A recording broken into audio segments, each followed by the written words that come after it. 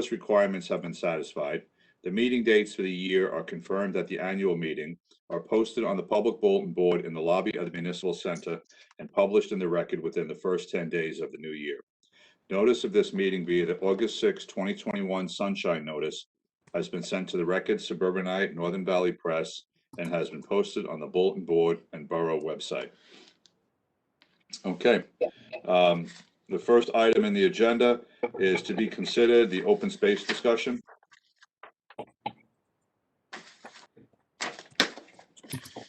All right, so this is a general conversation about different projects for the pool property and projects for Roosevelt Commons. Who has opinions, comments? Yes, Mr. Mayor, I thought that maybe an interesting way to go, since there are so many ideas and constituencies that, we all represent different needs. I was wondering what the thoughts might be on having the engineer possibly, because he was mentioning that, we had a certain amount of impervious versus pervious ground. And I was just wondering, because he also said that we had to go through two departments of the DEP, two areas that we need to pass through, which was the wetlands and the flood hazard departments. I was wondering what maybe thoughts might be in if we move the discussion further down the field by coming up with a compromise of the actual use percentages, in the sense of like how much we want to dedicate toward passive use versus active use, or percentages on permeable versus impervious. Do you know what I'm trying to say? It's like that way everybody, because there are these ideas, and then perhaps maybe we get his opinions on that, what he thinks the state might do, So are you suggesting that, because when the engineer speaks to us, typically he speaks in terms of the limits of what could be done. So you're asking for something about what could we do if we wanted to? Yes, because I remember that he, of course, said people come with a game plan, with an idea, Right. and then he proceeds. I thought that maybe another way to peel this banana might be, that we discuss percentages, or get him to say, listen, this percentage of this should be Whatever the pervious, suggestions are. Yeah, a lot, Julie. I think that's great. I agree with that. I like that idea a lot. okay. If I could just jump Go in, ahead. there Go was ahead, Wendy. other discussions that happened this week that were related but unrelated. In my office, we went ahead and also did a double check to see whether these sites are listed on your recreation and open space inventory for Green Acres purposes, and they are. So there are also added layers of restrictions as to types of use, depending on whether it's funded, unfunded. We haven't gotten that far in our research, but just keep that in mind. Also, you may have one more step of DEP to go through. So that's a good point, Wendy. No, sorry to cut you off. That was my whole idea, is why don't we kind of hear what the use would be, and then we have our discussion. Does that make sense? That makes sense. There's a lot of peels on this apple. I don't know if that's an analogy, but there's a lot of, maybe an onion is the better analogy. Like we've got a lot of space in that area down there on Grove Street, whether it's the tree composting facility, the pool, all kinds of stuff going on, that I guess an engineer or someone should look at as a whole to see what makes sense. And maybe the only thing that does make sense is to looking at the pool property, but I would venture to say we're not really sure what makes complete sense. What other comments from council members, please? Who's got their hand up? Anyone? All right, so hearing no objections. Hold on, sorry. Dan? I was on mute. Go ahead. Going back to last meeting, to Julie's point, Andy said we tell him what to plan.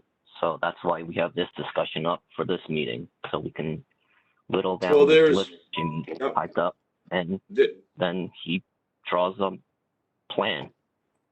Right, so there's a list here of whatever 10 or 12 different different ideas, none of which, to use council president's term, getting into the weeds, that we really can get into the weeds with, because we have to have the general questions answered first. You know, maybe a meditation maze is kind of never going to work, or an amphitheater is the best use of the land. We just don't know yet. So there's no point in really going through each of the items. It should really hand it over to the engineer and say, look, this is our wish list. What's ridiculous here? And it's never going to happen. It's going to cost $5 billion, or what's potentially possible. And let Okay, him. back to the last meeting. All these ideas. Back to the last meeting, all these ideas were already thrown out. Andy will not make the plan without knowing what to plan. It's our job to tell him, hey, we need a community center, cross off the covered walkway, cross off the column. Can you fit this in? Can you fit this in? Right. What happens if we do this plan instead of that one? So the thing is, right. So, but my point with Councilwoman O'Connor's comments are, we spend a lot of time, or we've spent a lot of time being told what can't be done. And my point is that maybe the only thing we can do there is a tree grove. And in other words, if we give an engineer this list and say, we want to do all these things, let him come back and say it's ridiculous, you can't do any of it. You have to narrow down to 2 items there. And then that's okay, because that's a positive comment about what we can do. And I think if we start off that simply, we stop going around in circles, because everybody on this council has good ideas about what we should do there. No matter whether it's passive or active, everyone's got good ideas. We just don't know which ones are practical or not. So let's not argue about a pollinator garden if we don't really know if it's even possible to put one there. I think we need a professional to help us narrow this list down. Mark? Yes, Mayor? Manu, please. Can I ask, we are only talking about the one property, right? We're not talking about the other properties, because those are not up for discussion at any point, as far as I know. Well, that's up to the council to decide. I opened up by just saying, there's whatever 6 or 7 or 8 acres over there. If the council just wants to focus on the pool property, then that's what we'll focus on. If the council wants to focus on the whole thing, there's a lot bigger questions with that. But that's up to the council to decide. But I mean, in terms of reaching out to the engineering firm, it's just, at the moment we're just talking about the one property. That's correct. That's okay. correct. So, Mayor, I've actually spoken to see what would be possible on all 4. Understood. And I don't want to get into it right now. There's no need to. But we own and are leasing certain properties. It would behoove us to take a look at a big space and find out what's possible. But I don't really think we should be hemming and hawing over it right now. In terms of an open space discussion, though, I would still like to request a landscaping budget be put in open space. The DPW director and I worked tirelessly with Colliers to figure out some spaces to beautify the town. We came up with a budget, and I would like to have the council consider that. Well, I mean, we're going to be, Susan, budget season starting in about 13 weeks, maybe 12 weeks? This is open space, so it can be outside of the budget. This is open space. Right. Open space. So good point. Thank you for the correction. I guess if that's the case, let's get it on the agenda with a suggested budget and the ideas for the council to discuss it. There's no reason for us not to talk about it. If you could reach back out to Michael Cassidy and Colliers, they had set up pricing on beautification areas, and I'd like to present it to council for consideration. Okay. Jimmy, you got that? Yep. Okay. And just to circle back on the first point is, so you want me to arrange for Andy to come speak about the other the pool property and the proposed projects for that? No, I think, well, no, we're not, let's, you and I and Andy have a conference call to talk this through a little bit, so that he understands what would because we're in conversation mode, nothing more. He understands where the conversation is right now, and we're looking for help and guidance on what we're allowed to do, not what not we're allowed to do. Okay? Correct. So we can set that up for the three of us to talk it through. Okay. No And problem. then you and I will come back to the council to report on that, and then the council could decide if they want to bring Andy in for further details. And Mark, I understand last time when Andy did present, he didn't have the benefit of the list, the collection of ideas, for example. So perhaps that, is something. Correct. Yeah. Correct. And I was more specifically trying to get an idea of the percentages that he would suggest because of all of these regulatory issues to concern ourselves with flooding, things like that he mentioned, and that could really inform our conversations as well. Okay. All right. Or what's that? Oh, so projects for Roosevelt Common.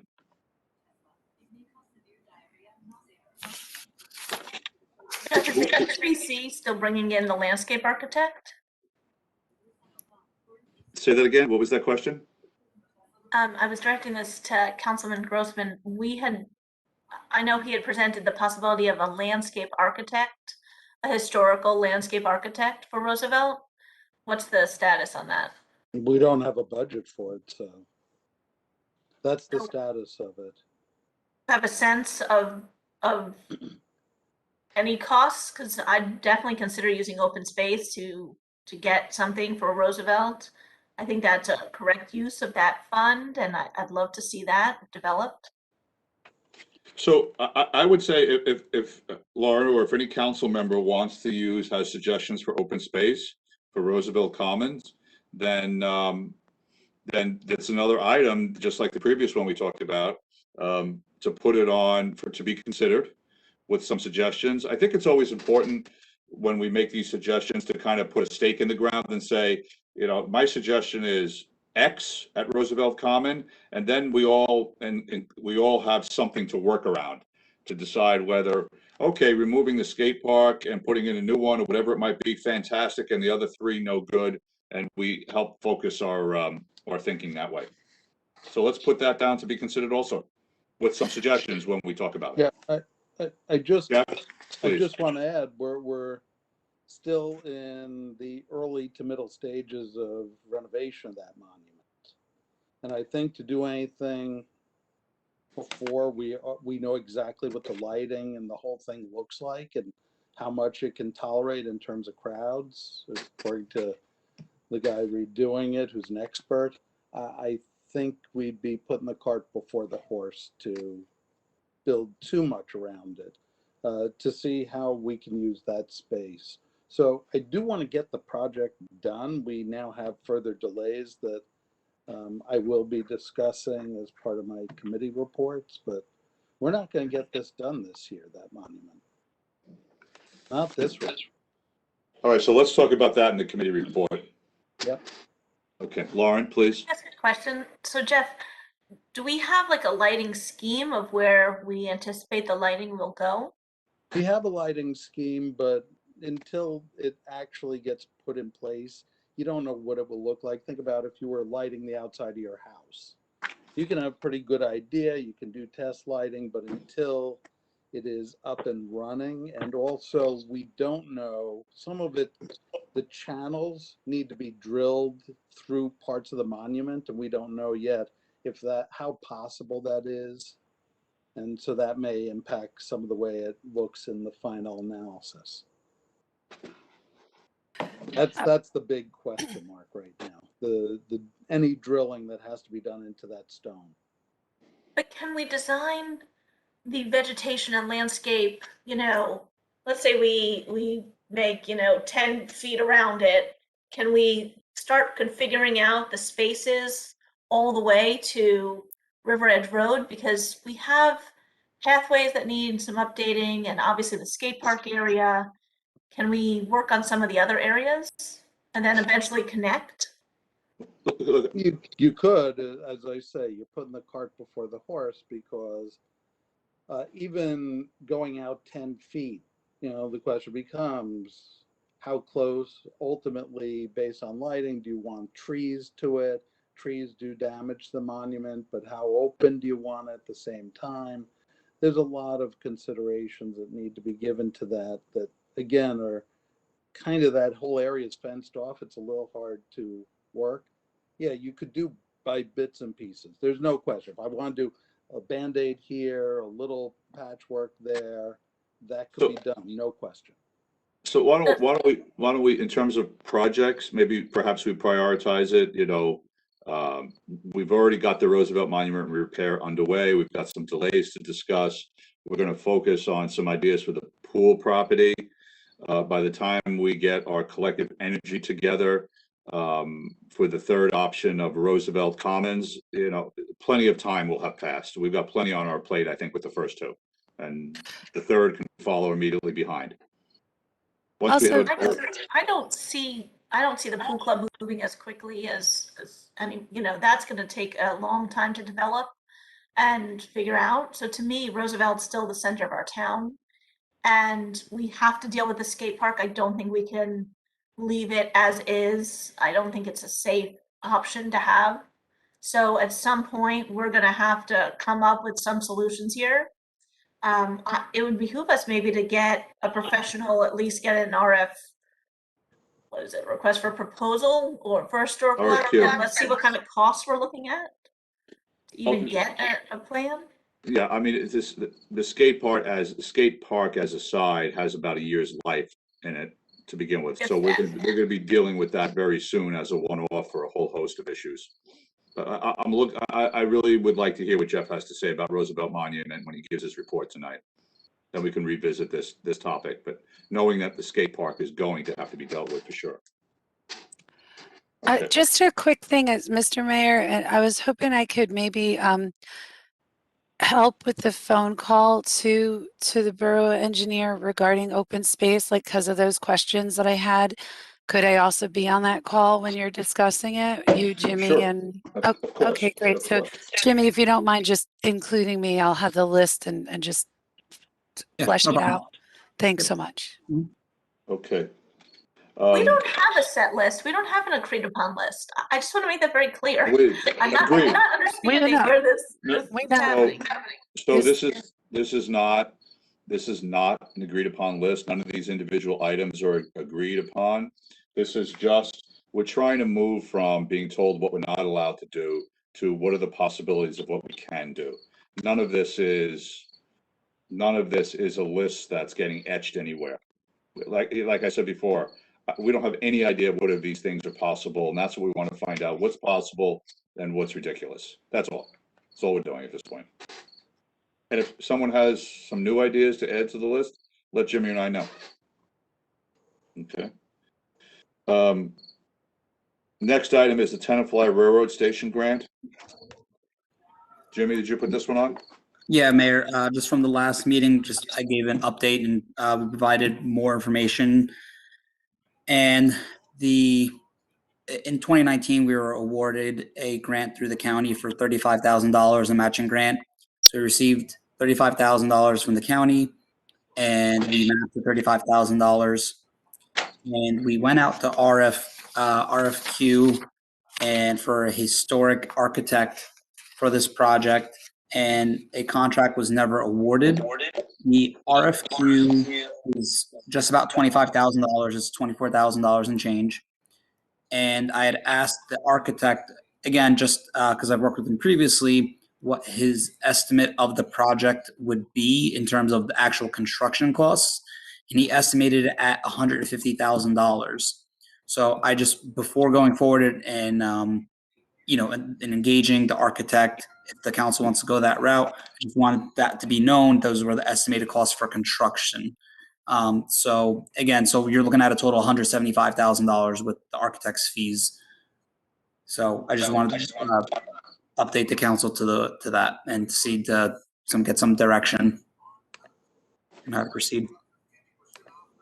Council members, comments?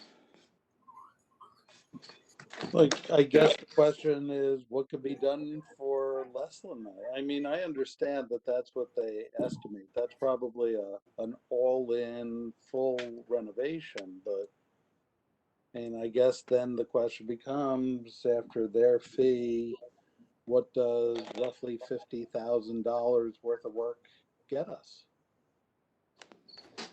I think that's the fair question, rather than either we sit here and say sticker shock and do nothing, or we spend an inordinate amount of money. We know we have X number of dollars available. So the question is, does that buy us anything?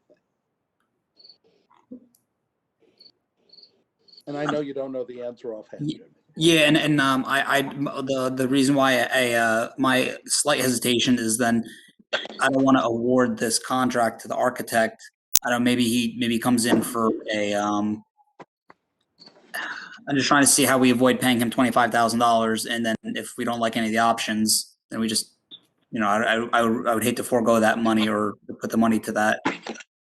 Yeah, I mean, $25,000 for an architect fee on a $50,000 project is madness. Is the first word that comes to my mind, and I think you're right. Is that we should not award it, and we're not going to send good money out to get nothing in return. Because for $50,000, we're not going to get a whole lot done on a historic building like that. We could potentially, if this is at the pleasure of the council, retain him, that same architect, if you want to go that route, just to engage in conversations and get some ideas in terms of what that could get us. I mean, that certainly hourly rates is going to be different than this proposal, so that might be a good direction just to engage him for at an hourly basis at this point. I mean, if the architect said he'd take his fee would be $7,500 for a $75,000 project, it would be realistic. But to Councilman Grossman's point, we're not going to have any money to actually do anything, no matter how good his plans are. I don't know if the council was so inclined. My recommendation would be to go back to the architect and just tell him the truth of our predicament and see if he has any suggestions.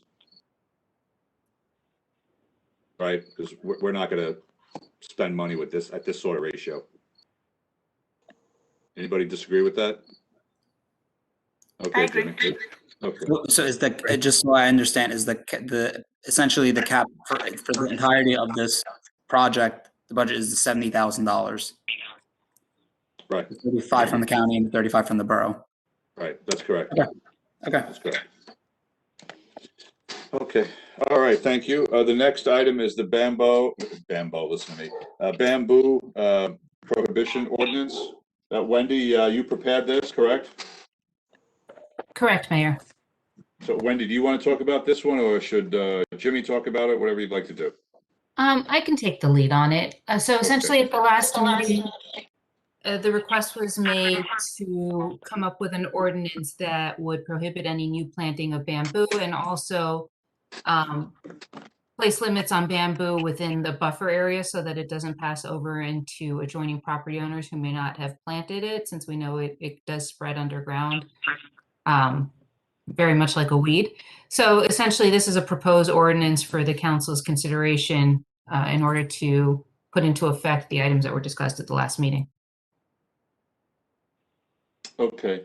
Can you tell us a little bit about, so someone who already has bamboo, are they grandfathered in to the extent that the bamboo does not go on to anyone else's property?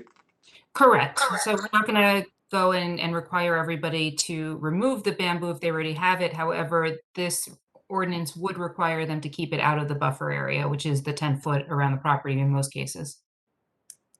Okay.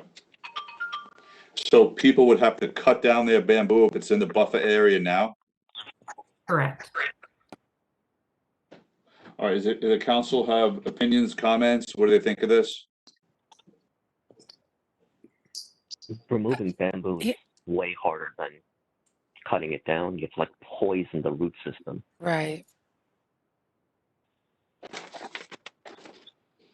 So what are you saying there, Dan, in terms of So therefore, It might be pretty difficult to enforce that because it'll go right back.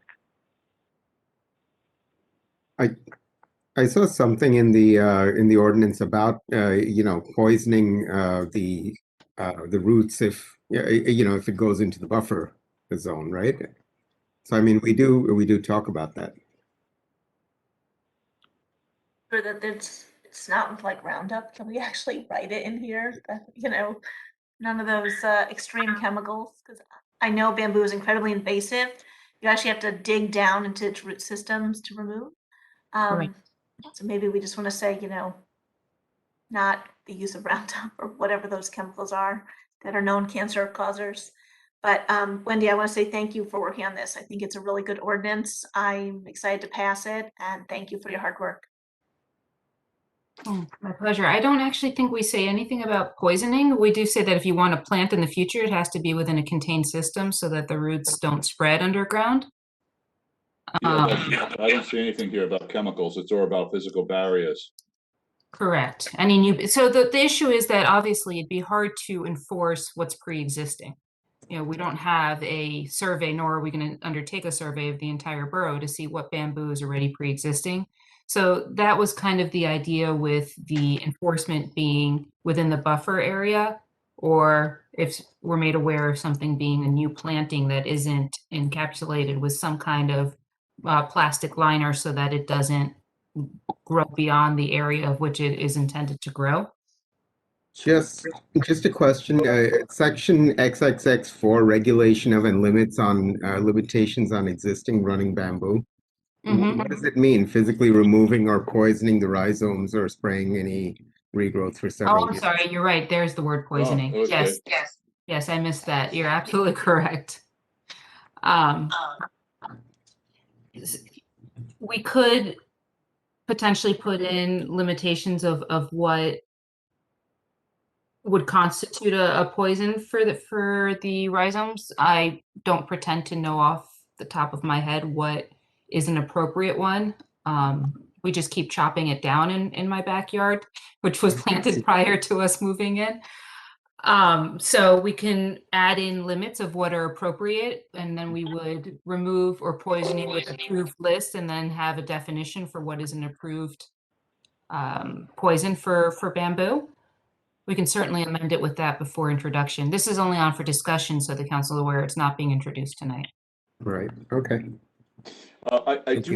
One thing I have, I'm sorry, Vanu, were you done? No, yeah, I was done. I was just saying thank you to Wendy. It was, Okay. and I like the way the ordinance was written. It was all good. I like this ordinance, so thank you very much, Wendy. My only concern is for anyone who may have now bamboo within that 10-foot buffer zone. I would be hard pressed to say we want to start fining them for a pre-existing condition, so long as it doesn't. So is there some way to tweak that so we're not punishing people who are controlling the growth of the bamboo, yet it's within that 10-foot buffer? Mayor, I don't think we want it in the 10-foot buffer. I'm only asking to the enforcement point, really. Give them a time period, like you have 2 years to deal with this, or? Yeah, I'm asking the open question is how will, being practical, how will we enforce that except to the extent of from complaints from people?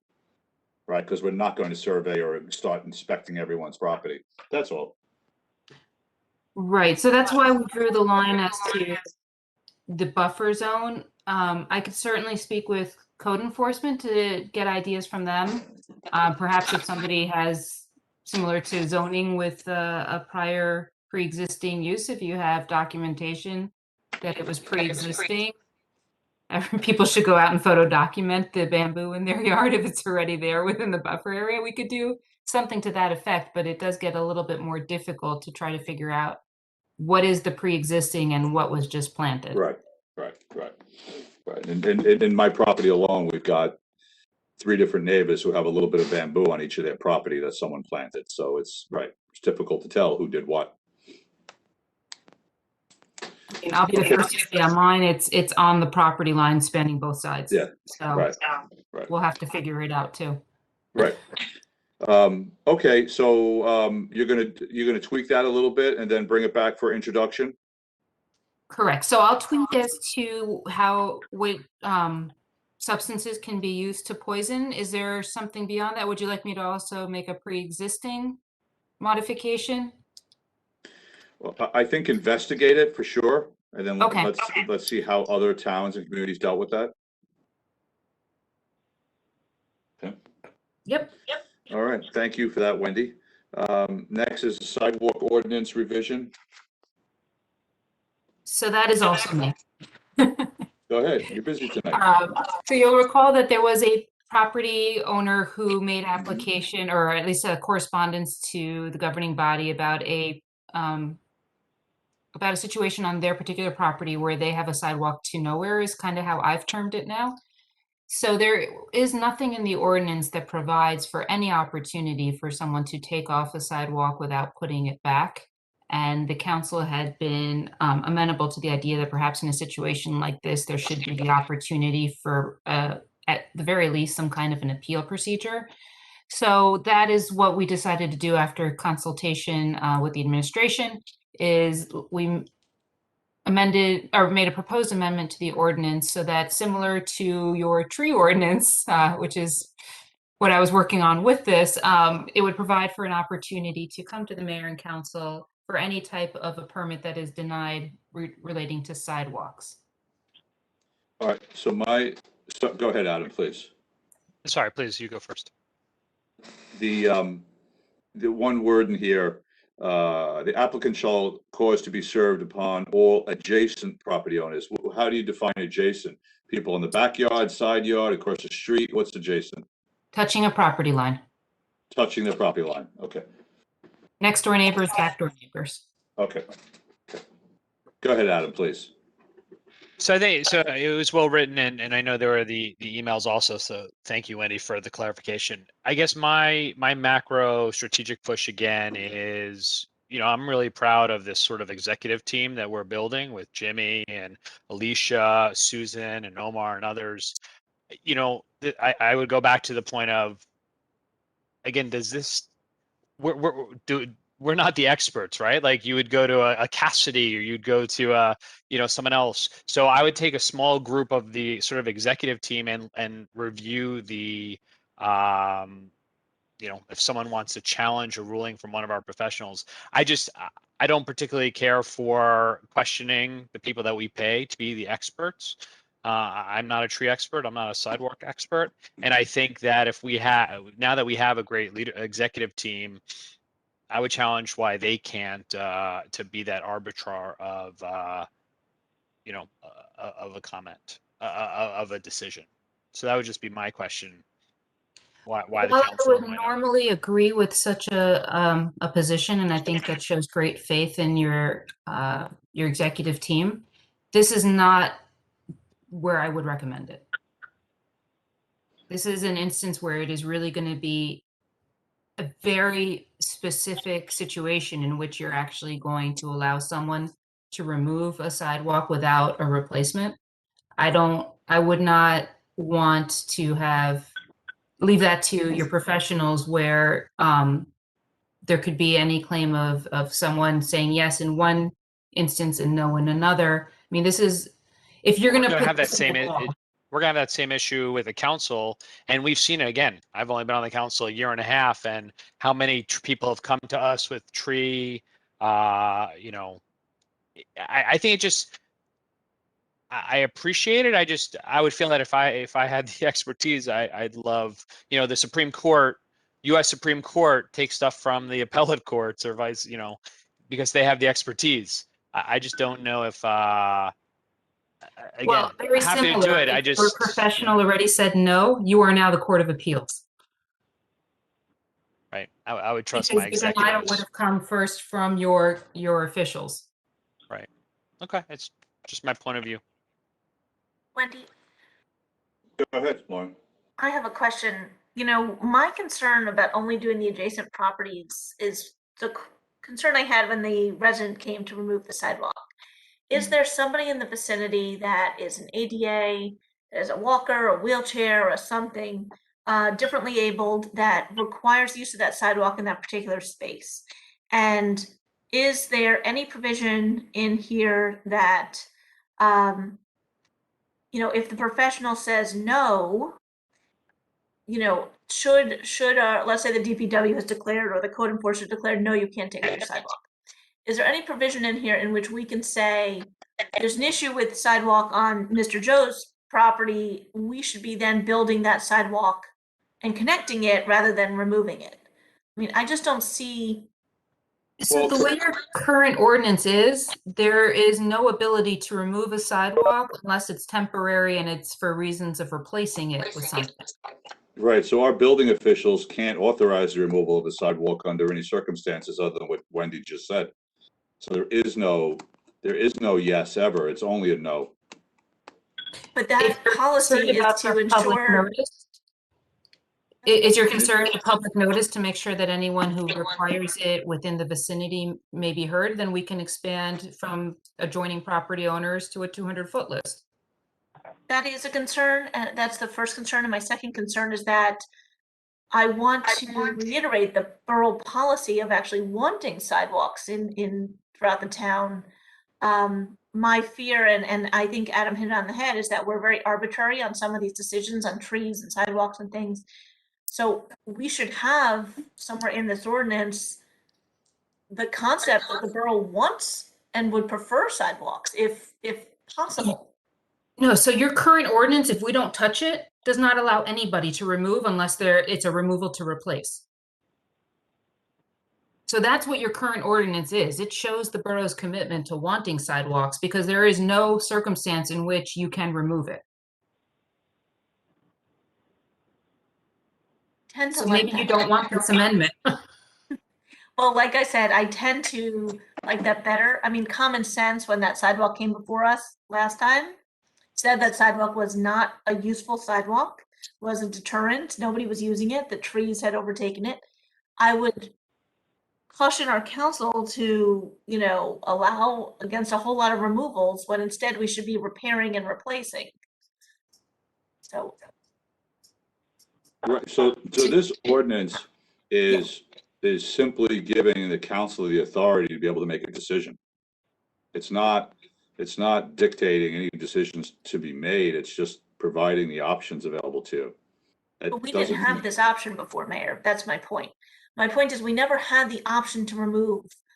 We had repair, replace, figure out how to use the sidewalk up until now. Now we're saying remove sidewalks when we know how expensive sidewalks are and we know how necessary they would be for differently abled. I'm just concerned we're gonna have a whole lot of hodgepodge removal of sidewalks. So I hear what Lauren's saying. I'm just wondering, is it possible to make an ordinance specific to one property, or is that never done? If Lauren doesn't want to open up a That Pandora's would be the box. equivalent of spot zoning, and that's Yeah. illegal. You cannot, we So- can't legislate for any one individual. So Unless this it's is affordable housing. So this is the only way, but then to the mayor's point, every new person definitely still has to come and go through permission, right? There You is no, know. so in terms of removing the sidewalk, there is no process for removing the sidewalk. In other words, there's no, No, I'm saying with Wendy's new ordinance, like we're now allowing it to be done, but we have. Well, you're not. You're allowing someone to appeal their denial. right, Still you're not Correct. allowing anything to be appeal. removed, right. Yeah. The council's essentially giving itself the ability to make a decision. I'm okay with it, but I do see Councilwoman Dayton's, concerns, but yeah, I'm comfortable with that in this case. It was such a bad sidewalk situation. It's a unique situation. Any other questions about this one? Okay, so Wendy, let's get that teed up then, please. Well, Mayor, just quickly, does the rest of the council want an expanded notice as well?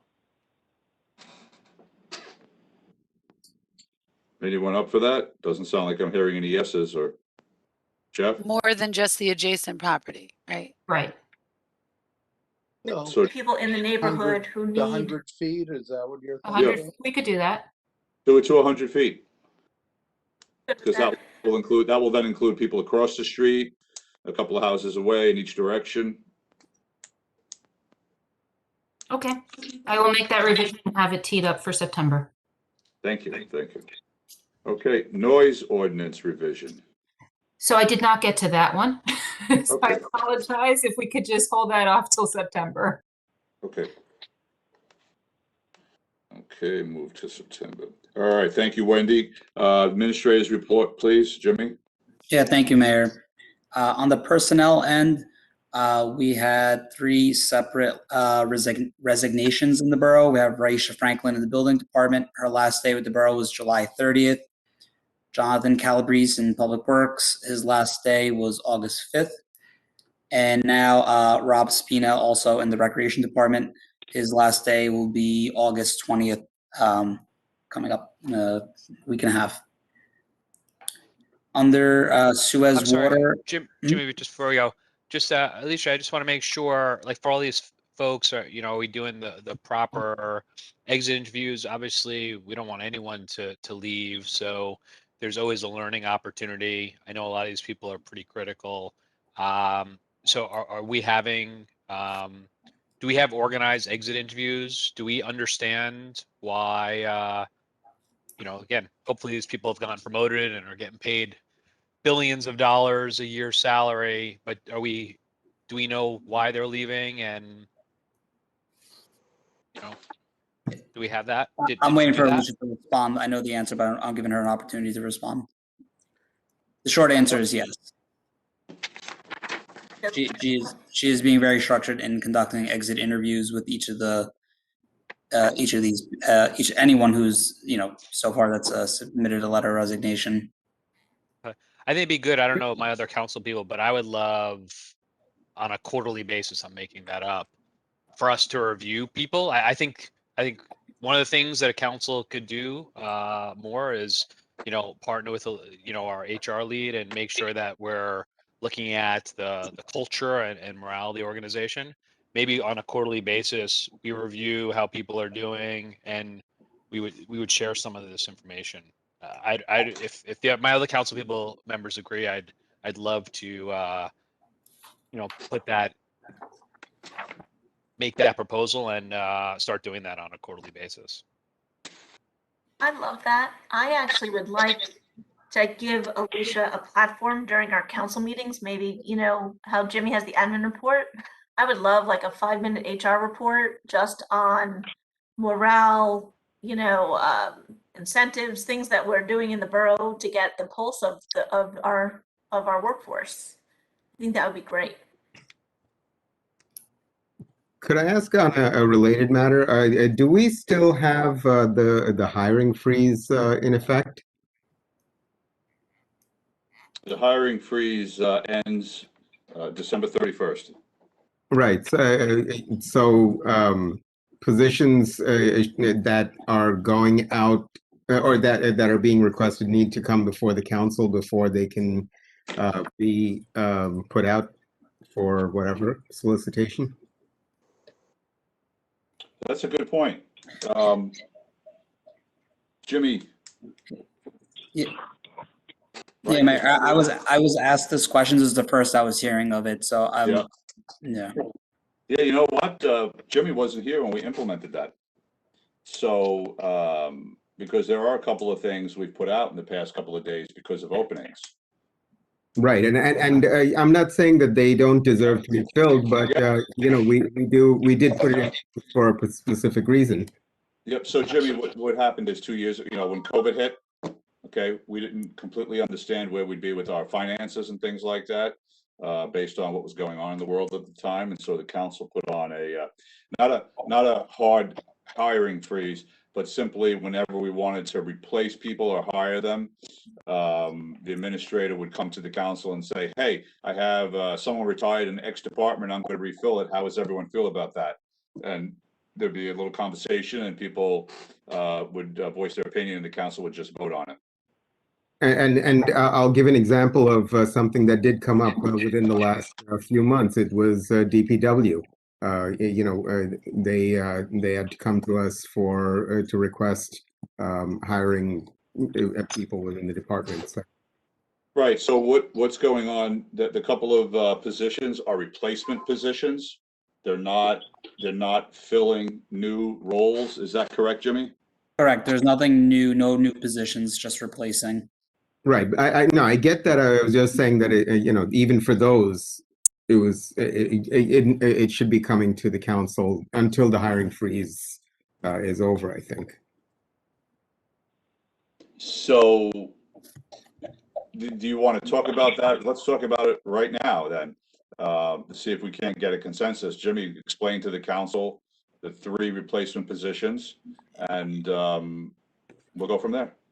Yeah, I mean, each of these 3 are absolutely critical for their individual departments.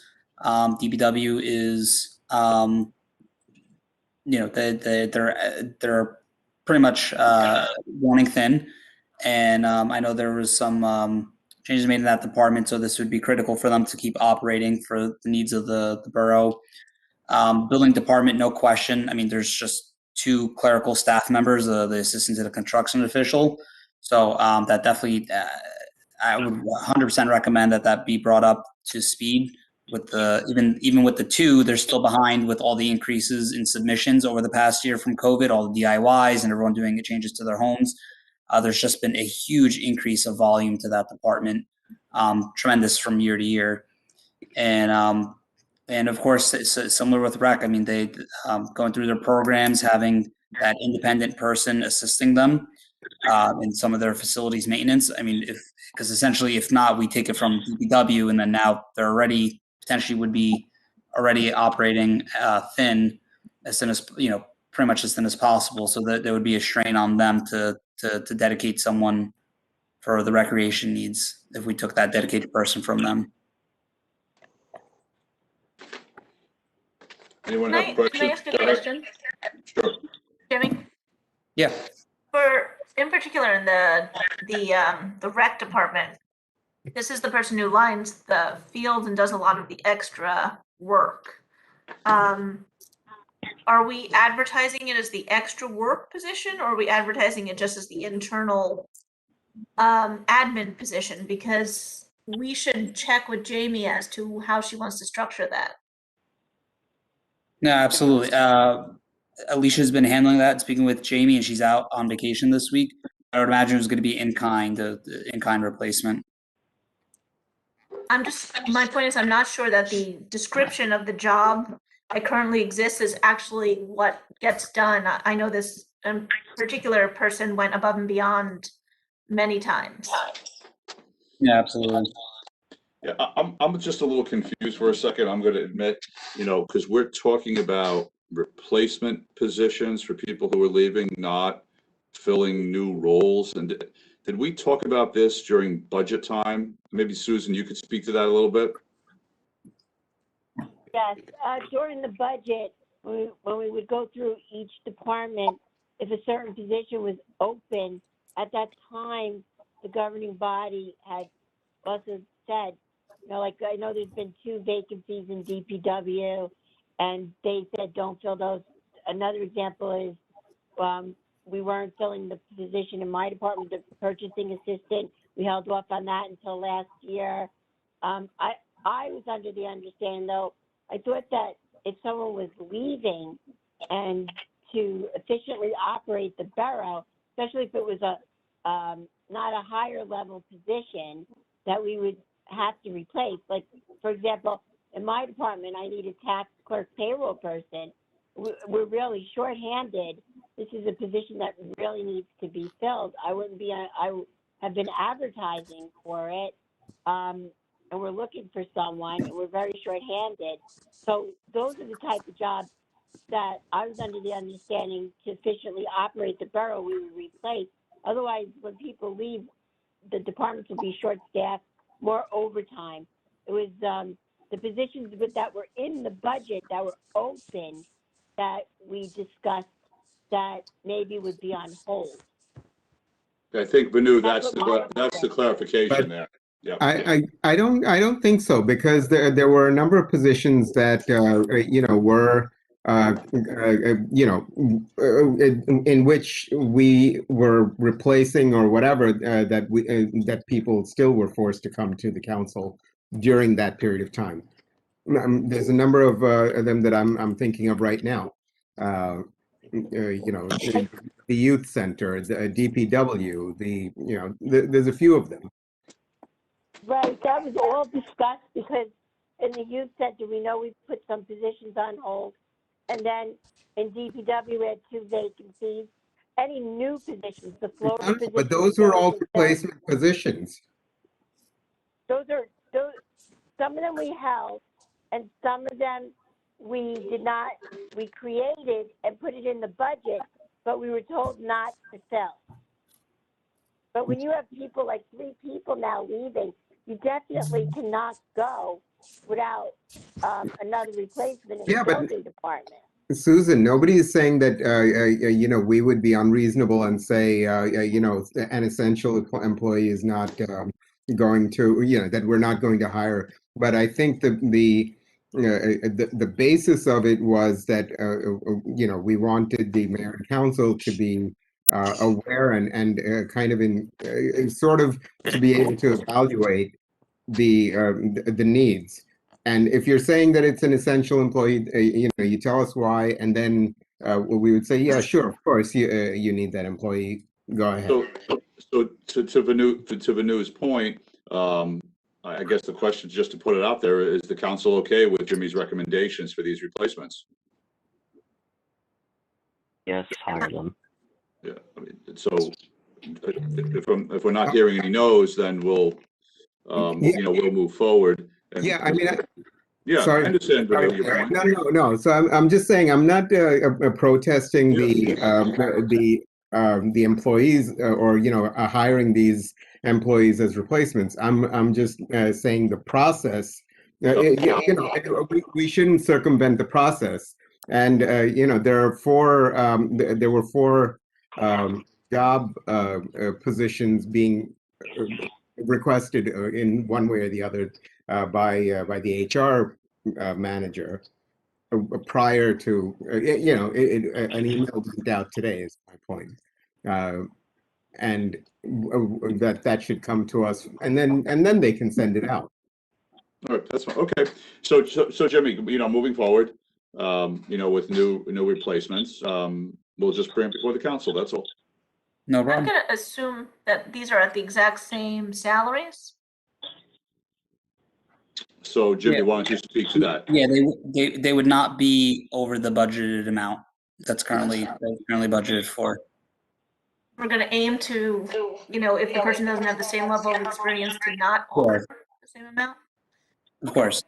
Sure, Alicia and Jimmy can handle this. Yeah. So Lauren, to your question, if a particular employee is paid at whatever $10,000 a year is their salary and they resign, and the budgeted amount is $10,000, we're not going to go out and then hire someone for $15,000 because the council said it was okay. We still have to stick within the budget. Those are the rules. Then I have no issues here. Okay. All right. So Jimmy, move forward with those current plans, and in the future, we'll bring it before the council to discuss. Will do. Thank you. I apologize. I think we rushed ahead from my original request or review, which again, so very specifically, I think that we need to better understand what's happening in the borough with the people, particularly people that are leaving, actually equally important people that are not. So let me make a proposal. I think, and Alicia is the boss here, whether let's start in September, however she feels fit, whether it's part of a council meeting, whether it's a separate meeting, whether it's an open session, closed session, she knows what's best. But I think we should get into a quarterly cadence of seeing where we are. We've just seen a significant number of people leaving, and we want to make sure that we're providing our town with the best resources, best people. So Alicia, does that make sense? Should we? Yes. Can I just jump in for 1 minute?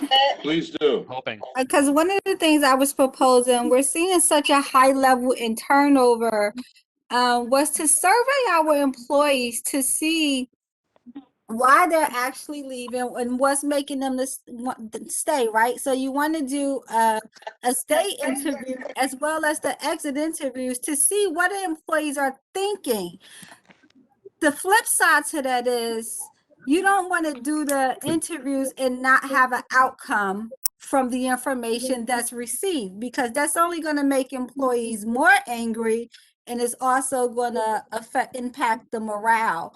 I think especially when we're going into the fourth quarter and preparing for the physical 2022, to have a real good understanding of, what real impact can we make to retain our employees and to revamp the recruiting process that we currently have in place. Okay. I think for me personally, I think the survey is a good gateway into that if we're going to be open and honest with the feedback that we receive and, really work on changing the culture. So I'm excited about that, to have that survey and information. and Thank you, Laura. To Councilman Michaels and Council President Dayton's point of view, Jimmy, why don't we give in the administrator's report for the next meeting, let's start getting into the habit of giving Alicia a few minutes to talk about what's going on in HR. Sure. And see where this goes. Sure. Okay, thank you, everyone. Are you done with the administrator's report, Jimmy? No, I still have a couple more items, Mayor. Keep continuing. Yep. So we have the Suez sewer service line replacement project. So Suez has announced their latest project timeline to remove and replace water service lines that may contain lead on various streets within the borough. This will start probably in the next week or so and is anticipated to last 2 months. I listed the roads of where they'll be working on. So there are specific homes on these streets that will potentially be impacted. They will be contacted directly. So I just want to inform the council, and the information is on the website. Mm-hmm. Jimmy, one of the requests we had to Suez was that they not come in and rip up roads that we gave as our paving list. We gave them lists last year and the year before. You just cross-reference to see if any of these are newly paved. I mean, obviously we had to remove the pipes, but they were supposed to come in and tell us before we pave these roads. I'd also like to know if any of these roads are on our current paving list for September, to make sure that the timing, is clear, that we don't, start milling and paving a road that they're going to then rip up. No problem. We'll do. Lauren, to that point, one of the things that goes on is Suez coordinates with Colliers regarding the roads. There is a particular rule about if a road's been paved and then someone has to come in with infrastructure work to be done within 5 years, they have to infrared it. I mean, there's a lot of details there. And then we do communicate with both parties, and they do communicate together, but Jimmy is going to do what you guys just discussed and cross-reference everything. Maybe it's as easy as calling Andy at Colliers and saying just everything's kosher, but I do want to make sure we follow up. Yeah, it's more than just a casual conversation. We have conference calls about it. They exchanged lists. So I would like to point out that this is the same Suez that said that there was no lead in any of the main pipes or any any other pipes in the town. So all of a sudden we've got lots of work that needs to be done by Suez. And I have a question, and maybe Jimmy, this. So Suez actually came and did my street. And so the milling and paving job on my street and the 2 streets next to us were all done by Suez. And none of it is very flat. I would say it actually almost goes up a little bit. Will they come back and fix that? And can we make that request, please, when you talk to them? Yeah, just email me some of those details, and I'll make sure that we follow up with them. Yes, there typically is through engineering and public works that they follow up to make sure that it's a sufficient job that they've done right after they leave. But yes, we do hold them accountable to come back if we think it's not satisfactory.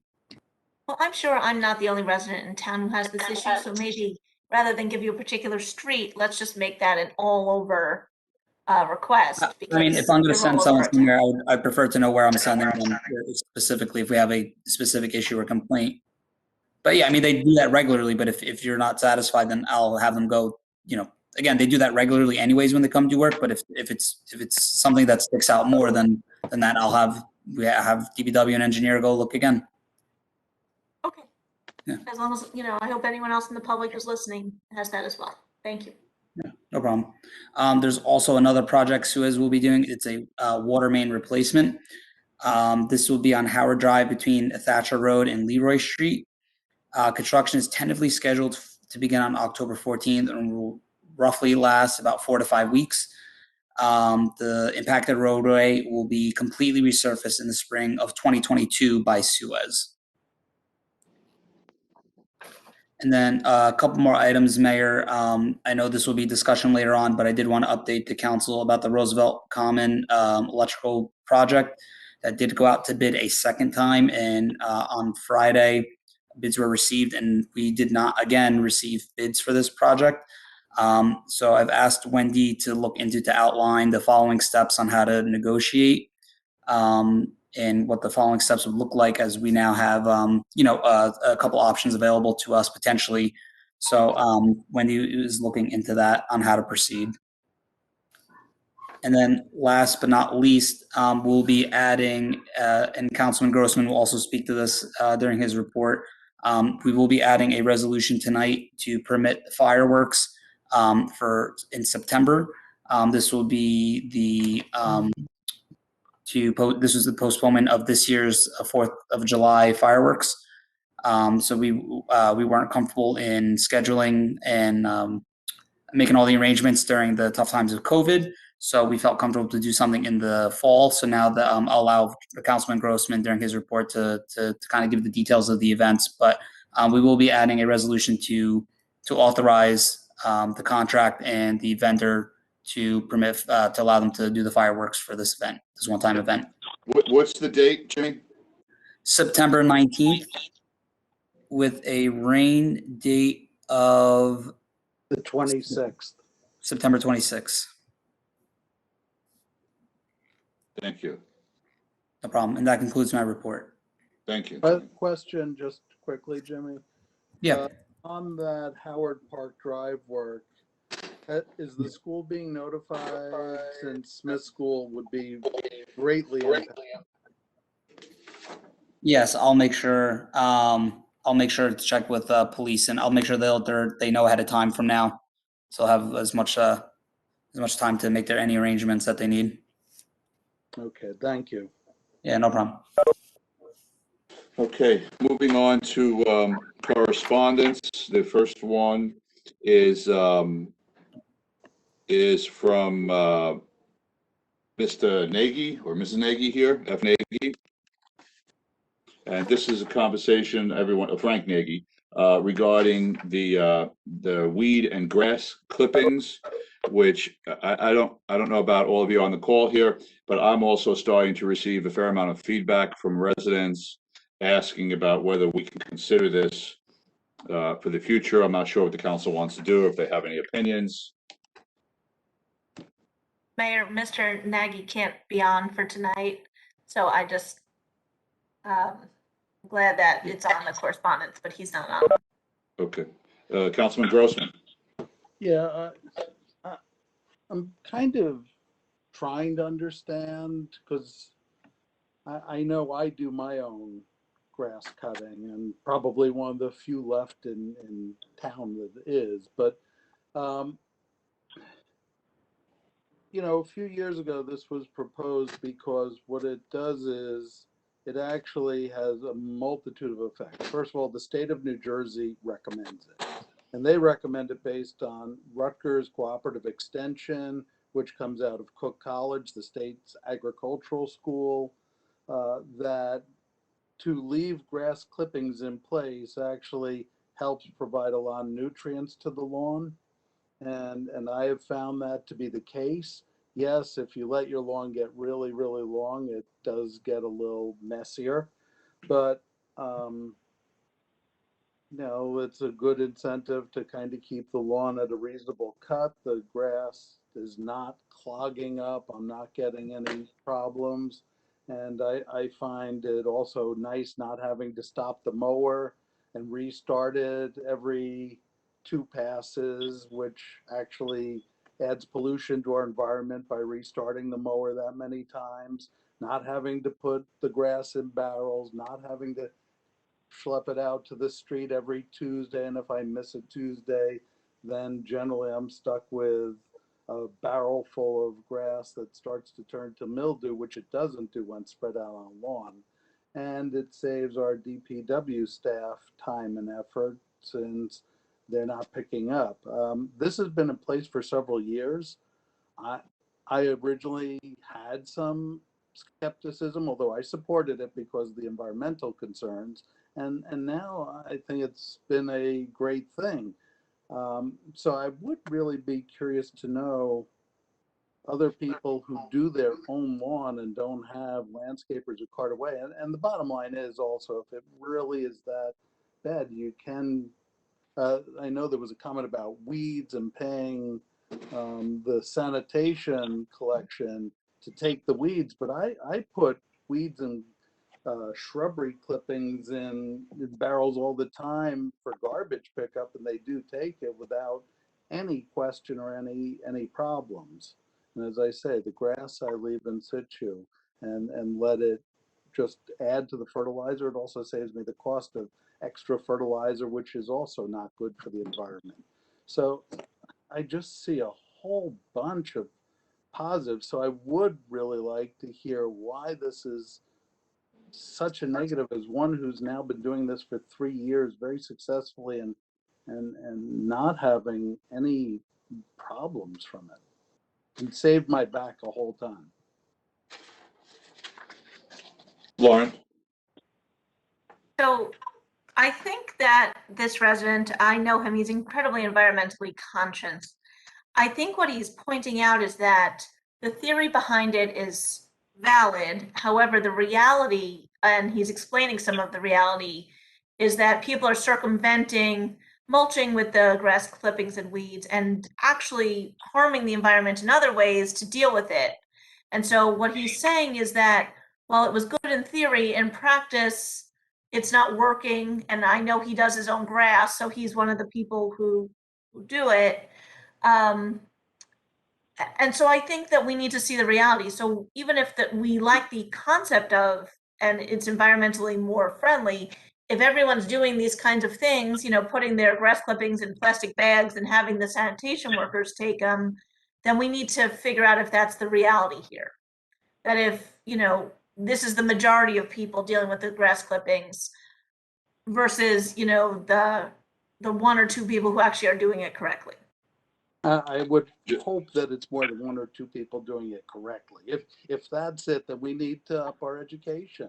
It's just a question of not bagging it and you're not going to put a foot of grass onto your shrubbery. That's for mulching.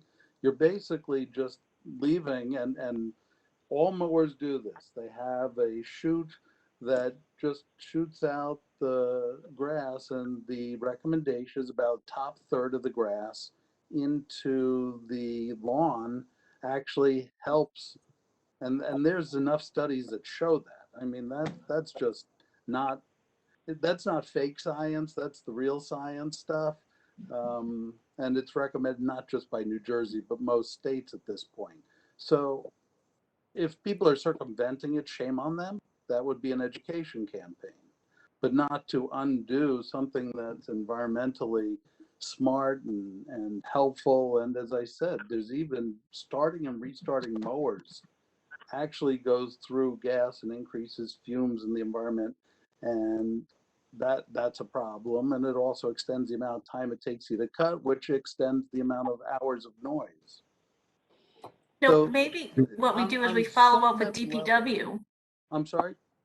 Maybe you and I follow up with the DPW and find out if people are bringing grass clippings, or if they're leaving grass. I mean, we need data here. Well, so we started this in 2019. and people are bringing grass clippings to the DPW, to the recycling center. There's like those concrete barriers that are in the back. People can dump their grass there, so that I don't know the metrics of how much is coming, but I know it's going on. But during grass season prior to 2019, when we picked up the clippings, it was we had, I think, one truck on the road for 4 days each week with three DPW workers on the truck. So it's, there's an economic component to it also. Do we know if there have been complaints coming in to DPW besides besides the ones that are on Facebook, but I mean actual complaints? I don't know about complaints. Jimmy, coming into DPW. Jimmy, do you know? Not to my knowledge. Yeah. That's a question we have to ask Mike Cassidy. Because sometimes it gets to be people venting when it's not an actual, it's not something that rises to the level of an actual complaint. Right. Look at it, all these they're all resource arguments, right? I think this person is actually complaining. No, in this case, he is. Oh yeah. I guess the question, Jeff, did Cook College say what to do about a smelly, a smelly grass? Well, Cook College talks about you don't sit there and pile it up. Right. You just Okay. let it go into the lawn, and it does not get smelly grass because Right. it's not thick and subject to mildew unless you let your lawn get way out of control. Right. And so as long as you're cutting it when it's recommended height, and that does change by season, so I can't tell you offhand what the recommended height is, but based on season, amount of rain, there are recommendations, and they tell you what, how high to set the blade, and then there's zero smell, zero problems. I do want to bring up that when we first passed this, we had a complaint from someone who was differently abled, and that it was very much a difficult situation for her to mow her lawn and leave the grass clippings and deal with them. And it used to be that our DPW helped her with them. So I just want to reiterate that complaint as well. She wasn't happy with this policy as well. I'm not saying we should change the policy here, but I think we should look into it and figure out if it's working for us or not. I mean, many of the residents, I think, don't want to have piles of cut grass on their grass, the appearance of it, aesthetic of it. So I think I'm going to say two things. One, we've always, so we go back and forth between using landscapers and doing it ourselves, that sort of thing. We've always used mulching blades, and we've never had piles of grass on our lawn. And we don't pick up any grass. We don't send it anywhere. We don't do anything with it. It just grows. But my second point was that, Jimmy, why don't we ask Michael Cassidy to give us some data about the grass clippings that get dumped and see what we keep track of, so we have an understanding for the council of what's going on there. Sure, no problem. All right, the next correspondence is from Elania Liparis from the Food and Water Watch. I'm not sure if the council wants to do anything with this thing. Got a chance to read it? My view on something like this that affects Newark, I'd like to get the opinion of Mayor Baraka in Newark and how he feels about it before we do anything here. Are I we think gonna the ask? environmental, Pardon me? I was gonna say, we might want to ask our own environmental Yeah. to take a look at I this mean, issue as well. Yeah, if you want. Pardon me? I would agree, and as far as asking the mayor of Newark, if this is something rising against an action by the mayor of Newark, he's obviously going to be on the other side of it. Well, that's my point. It's all well and good for us to to have a intellectual discussion about it here, but I read this whole thing, and it's it's got comments about very large employers in Newark, and I would really like to hear, before we make a judgment on what's going on in another community, I'd like to get the input of the leadership there, if anyone wants to pursue that. Sure. Well, what I could do is, as the liaison for Environmental Commission, I could forward these attachments, if that sounds okay, to them, and we have a meeting next week, and I could see if they recommend any action. That would be next week. I'd have the meeting with them. Okay, then feel free to come back and tell us what you learn next time. Thank you, Okay, Julie. thank you. All right, the next, we have correspondence from Melanie Landano requesting outdoor seating on at 10 West Railroad Avenue. Just some quick background for the council. Our friends over at Tenafly Diner decided that they didn't want to have the outdoor dining on their section of Railroad Avenue. And so we pulled that up last week because we weren't going to leave it there unnecessarily. So just please be aware that if the council decides to move forward with this one, that it has gone away on the other side of Railroad Avenue. I have a, for the good of the order, a recommendation for this after speaking with most of the businesses on Railroad. So we can either do the for the good of the order now or hold Mel's correspondence. What does the council want? You want to wait until we do it to the good of the order then? I'm fine with that. Deciding. Go ahead. Can I just say that, unfortunately, I'm sure we're all reading the news. The trend for this fall is not looking very positive. So I think we absolutely should offer as much outdoor dining options for our local businesses as we can.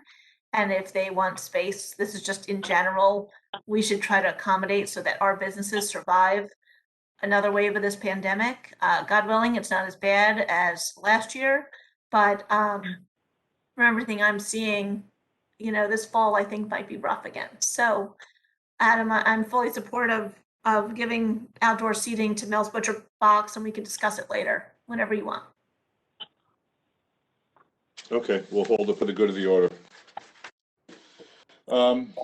Okay, so the next correspondence is from the residents of block 1001.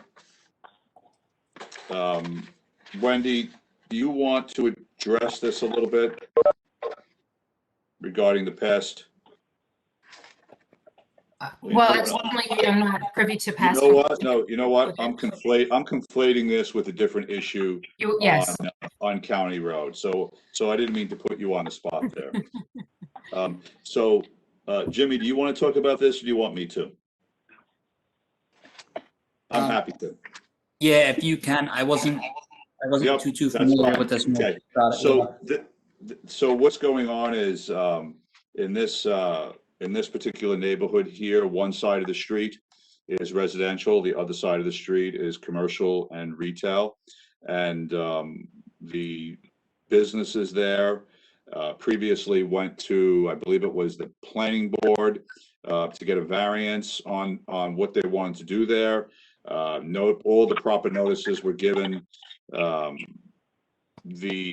No one came to oppose what was going on there. The variance to operate a business there was granted, and so the residents, don't agree with it, but there really isn't a lot of recourse because the business owners are operating legally according to all the zoning regulations. It's been checked as recently as, Jimmy, I believe last week. Didn't we ask Bob Byrne about this? Correct, we did. That's correct. And so there you have it. We can get further details for the council if the council would like it. Yeah, I mean, I trust it's good that, I would like Bob or the other zoning officials to take a look. It certainly was a disappointing letter. So I don't know if there's clearly the information is wrong in one place, but certainly I would hope, I think this council is very supportive of our residents and protective of their needs. So yeah, we're very supportive. Go ahead. No, maybe we speak to them and at least understand. Again, this is the first I'm reading it. There's clearly different information, and see if there's a way to resolve it. Right, and so Jimmy, why don't we ask Bob Burns to come on the next meeting, or Jeff Zen, actually, perhaps even, let's talk about offline, perhaps Jeff Zen can make a cameo appearance. He'd be better versed to handle the legal issues around this. Can I ask, I'm very confused. Are the new businesses under the variance, are they being built now or they exist? No, the existing buildings, someone did a change of use or something, and you know, everyone's operating legally, and we've asked the police to. So we're not adding to it. I've seen what's there now. No, we're not. There's no. Don't quote me on this, but I don't believe there is any new construction going on or plans for it. And so what I was going to suggest is we'll have Jeff Zen come to the next council meeting, Jimmy, if we can tee that up so he can give a little, you know, official legal report to the council on what's going on there. And in the meantime, we have asked the police to be sure to enforce parking restrictions around there and parking times so that the residents' interests are protected. And hours. I mean, again, it's a he said, she said. I think they're saying they're working till midnight and starting on Sundays at 5 a.m. Is that allowed in the particular zoning area? I can't answer that question, so we can have Jeff address that. Perfect. Is there any solution now to make it feel more neighborhoody with additional landscaping or other things? Ben is trying to talk. He's on the zoning board. So he's Go ahead, trying to say. Yeah, well, I mean, I'll talk about, you know, during my remarks about the one item that came up on Chestnut Street. But just, I think the letter was talking about a business that was there and is no longer there. They got relocated to, I think it's North Summit. Yeah, North Summit Street. But it was a fitness place. And you know, while that fitness place was operating, they had all this additional traffic. The fitness, you know, once they've moved out, they're now concerned that there may be others. They think that they may not have been properly noticed, you know, for the planning board discussion on this. And you know, so I think that may have been another kind of grievance that I noticed in Okay, well, we'll have, go ahead, Jeff. Yeah, my recollection of this application to the planning board is that there was a slight change that was granted, but they haven't done it yet. That was to allow for something else upstairs. It was to expand the area of the gym downstairs and to allow maybe residents upstairs. I don't remember, but something definitely upstairs in that location that they were going to do work, but they have not done it.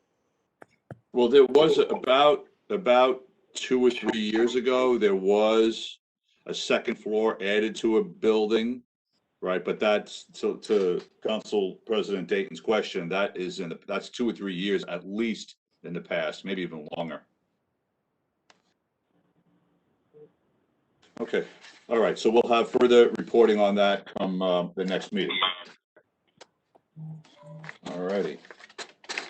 Meantime, Mayor, maybe we should try to invite them into Borough Hall for a meeting or an outdoor meeting, and just so that they can raise their concerns directly to people. We could absolutely certainly do that. I think I would recommend that the council hear from Jeff Zen first, and then we move forward in that direction. Okay. I don't want to ignore them for, I don't want to ignore them for many weeks on end. Yeah, no, we're going to reach out to them to let them know we're having a conversation and reviewing it with the attorney from the boards to see what's going on. Mayor, would you like me to inform them, as you just kind of alluded to? Just Definitely, yeah, absolutely. The council meeting. Okay. Yep, let them know exactly what we're doing. Okay. Okay. All right. I've added an item to the agenda, a public comment in the in the work session here, because we do have a fair amount of times people who wait a long time to make their public comments, because we typically do it in the public meeting. So if there's any members of the community here or anyone who would like to make a public comment, you'll have 3 minutes to address the governing body on items that are on the committee of the whole agenda. And if you're with a large group, please have a spokesperson represent you. Are there anyone who would like to speak from the public? Seeing any hands, Omar, or waving? Matt Ackerman?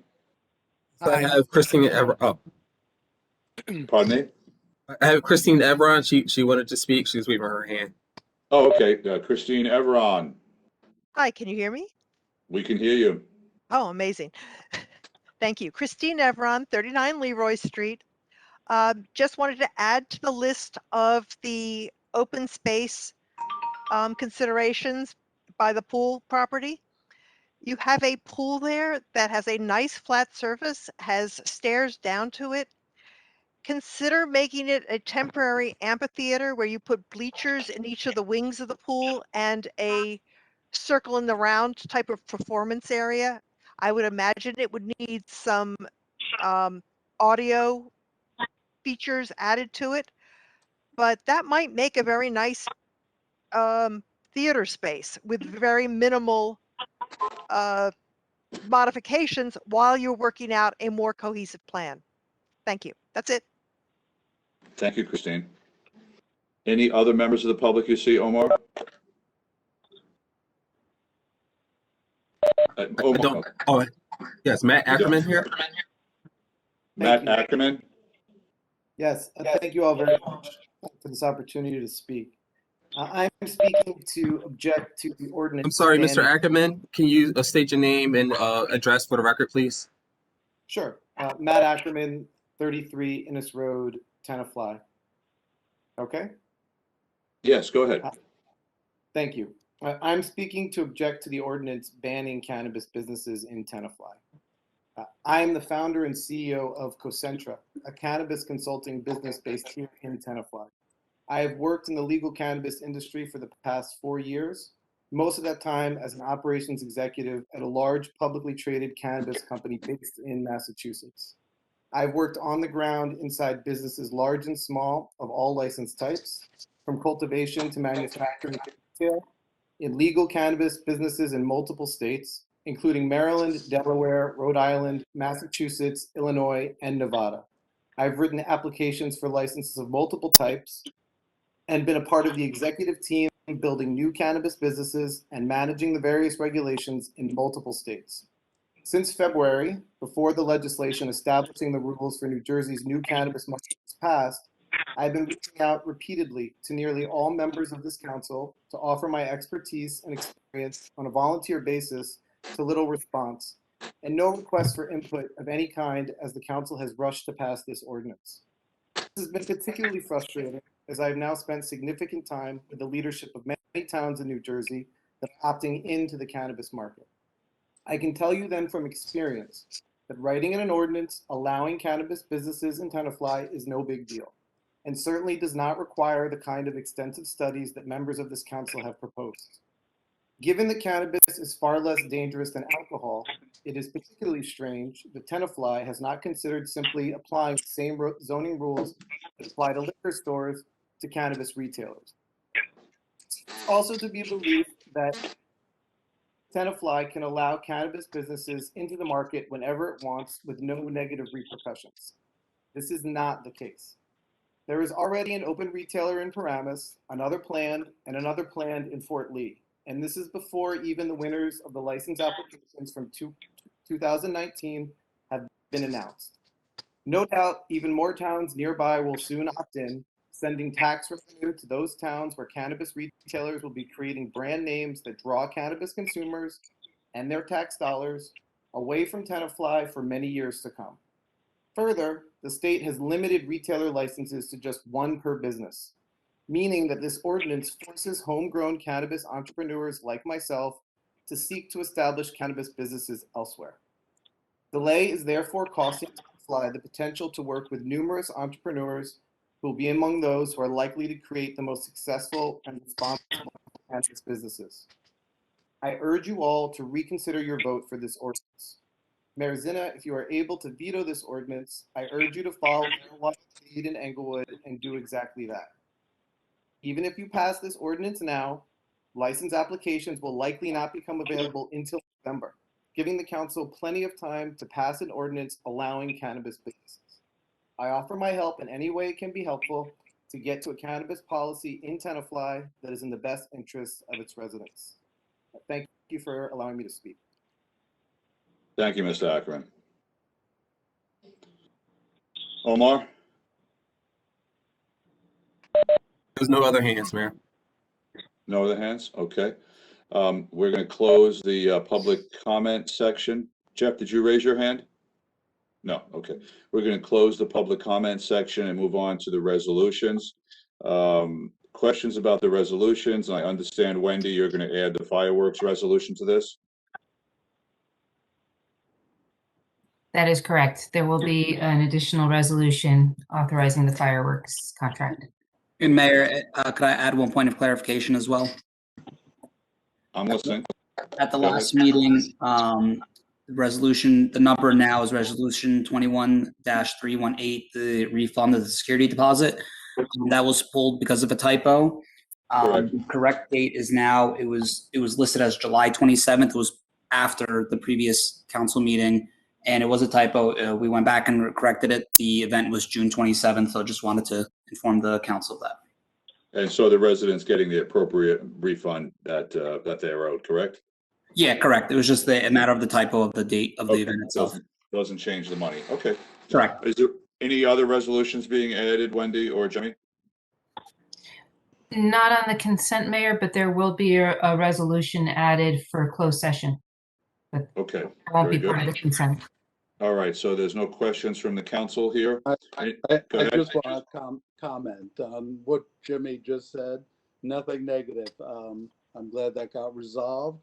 It actually involves a former member of this council, Nadia Lamastra, and her husband, Joe. And I really just want to take the opportunity to congratulate them on the daughter's marriage, which was related to this. So That's fabulous. Their daughter got married, and I know this probably was related to it, and congrats to them and to Nadia as a former member of this council. Thank you for that, Jeff. Yep. Any questions about the minutes? Okay. Any questions about the ordinance 21-13? All right. For the good of the order, electric vehicle charging station providers, Councilwoman O'Connor. Okay, hello. So, I wanted to use tonight as an opportunity to ask for the ability to proceed with talking to Volta because I did a lot of due diligence after our other meetings and have addressed a lot of questions that the council had. And these are the conclusions that I've come up with. So I'm just going to summarize for the public what I sent in an email to you all regarding the prices. So I sent an email to everyone that basically at this point, Jimmy and myself, we have met with EV Connect and ChargePoint, as well as Volta. And EV Connect, well, I'm sorry, let me back up a second. So ChargePoint is the one that installs in communities where you pay them. And what happens with them is they are what's called the negotiated rates. So these are ones that are the state contracted vendor. So these are the ones that you would not have to go to bid. Did I explain that right, Jimmy? Is that how you describe them, ChargePoint, when they say they're a state contracted vendor, right? Correct. Yep.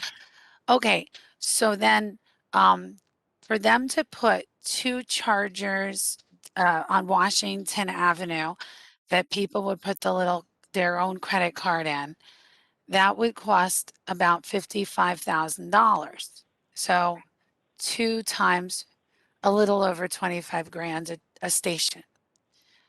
If we were going to have them put in one charging station for our municipal fleet over by the police station, that'd be about 28,000. So these are ones that, again, these are the state contracted rates. This is what they are. So that's the first group of information in the email I had sent you. I'm also going to say that the other one that you might see in communities is called EV Connect. Jimmy had some, Plainsboro was a town that they have put in. And I think that Adam might have seen EV Connect. Where was that, Adam? Sparkill. In Sparkill. So they were roughly in the same line of costs as ChargePoint. Jimmy brought up his concern regarding that they are in fact not in a cooperative for New Jersey, and that there would be a challenge with going forward with them. But they did, you know, every conversation that we've had has educated me more about the issue. But Jimmy, what was your concern about going with someone who was not part of the co-op, if you don't mind my putting you on the spot? Yeah, no problem. Essentially, when someone's on a state or county co-op that we're a part of, you could purchase those goods or services without having to go to bid. It saves you money and time in terms of putting together bid specs and attorney review and going out and advertising the bid. So it's a good utility because those whoever's the lead agency has already done that work. So this would allow you to forego the bidding process because it's already been done. If you're going to use a vendor that is not on a co-op or a state contract, you'd have to pursue, just depending on the price threshold, which this would be over our bidding threshold, you'd have to go out to bid. And then when you go out to bid, obviously that takes time, takes money, and then you run the risk of not being sure of which vendor you're going to get with, that you're going to end up with, because you're going to have to go with the lowest responsive and responsible bidder. Okay, so thank you for explaining that. So those were the other two providers that we explored. So then it brought me back to Volta to get some answers on some of the questions that the council and the mayor had regarding if we proceeded with Volta. So at this point, if people wanted to see what they look like in real life, they are currently at Bergen County Zoo. The better part of half a year ago, we had the gentleman from the county speak to us about working with them because, you know, there's a lot of familiarity with them now, and they've come into the county. And so he talked about the pros of working with them, so that, and the, you know, and possible problems. But if you wanted to see what they look like at this point, people probably have gone to the zoo to see them with their own eyes, because that's where they are right now.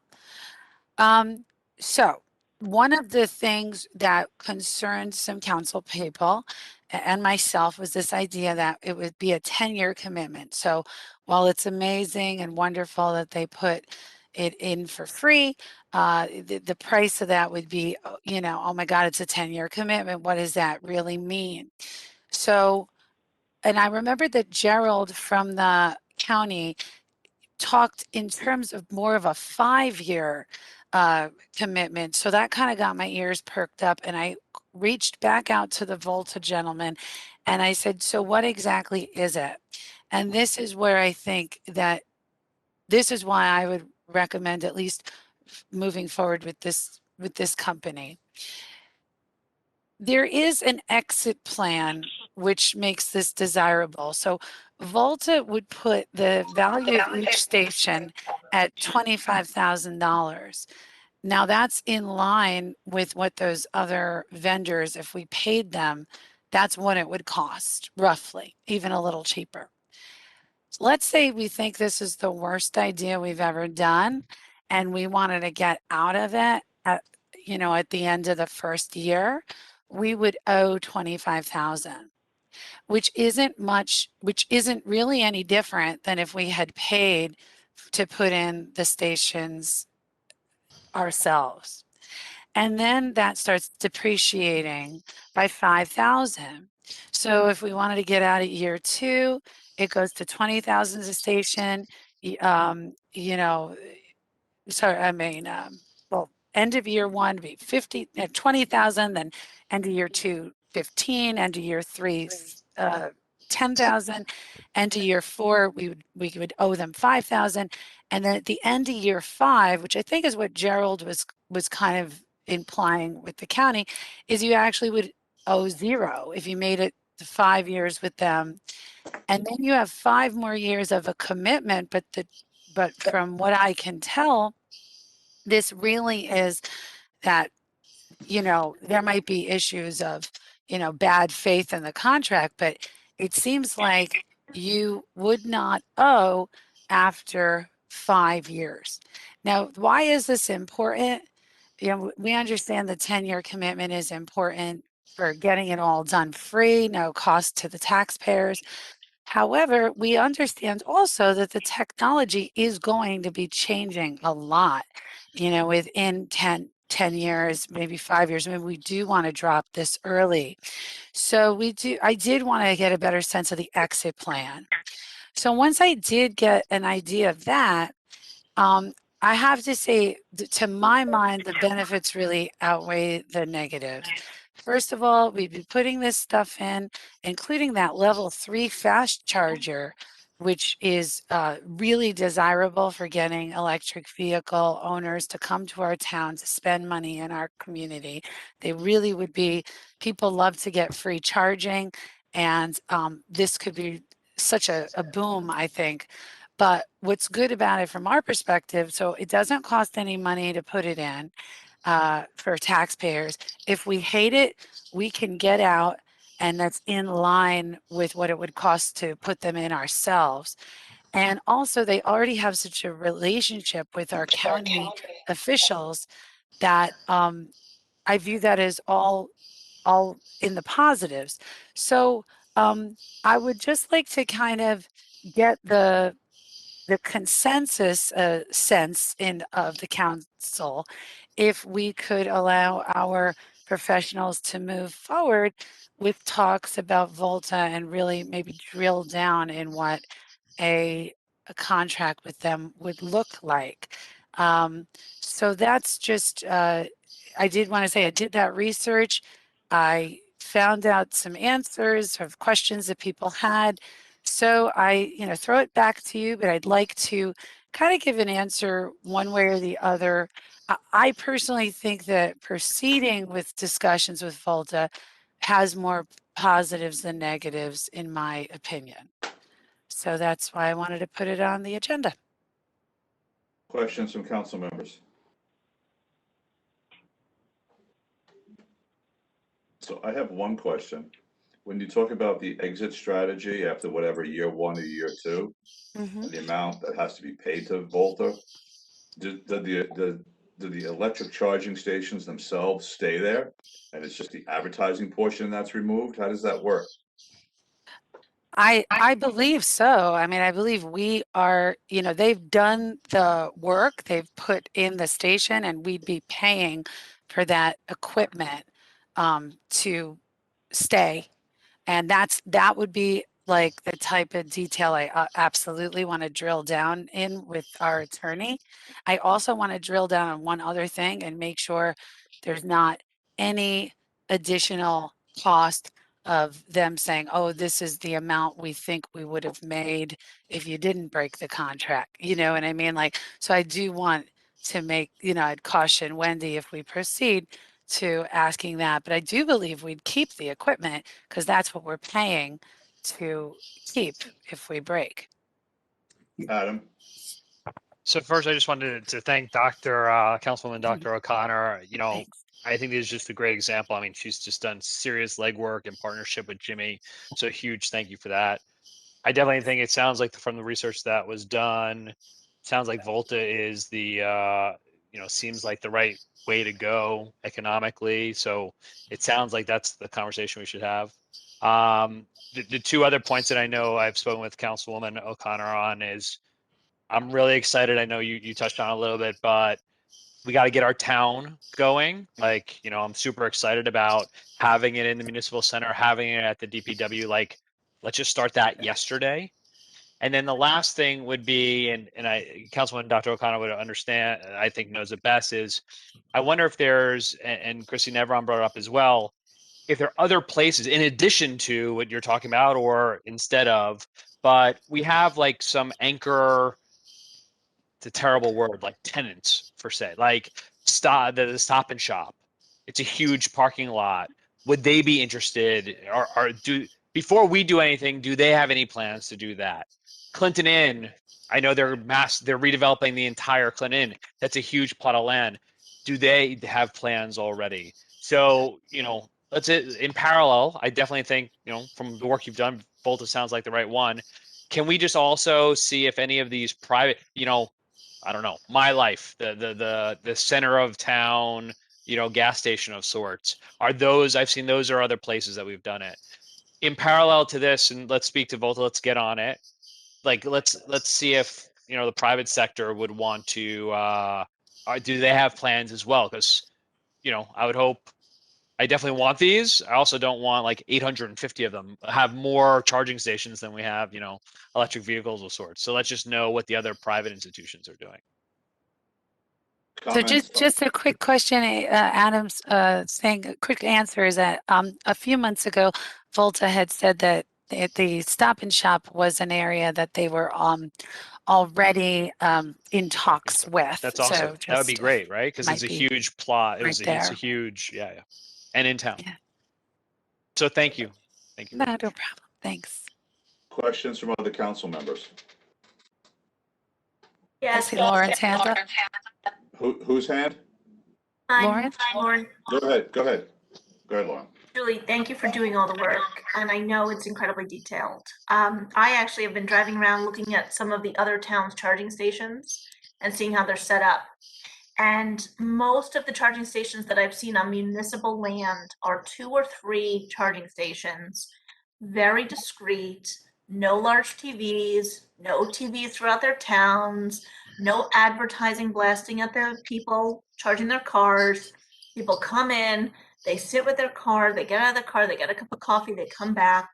They are a variety of companies. I've seen EVgo, SemaConnect, ChargePoint, EV Connect, Circuit Electric, Tesla.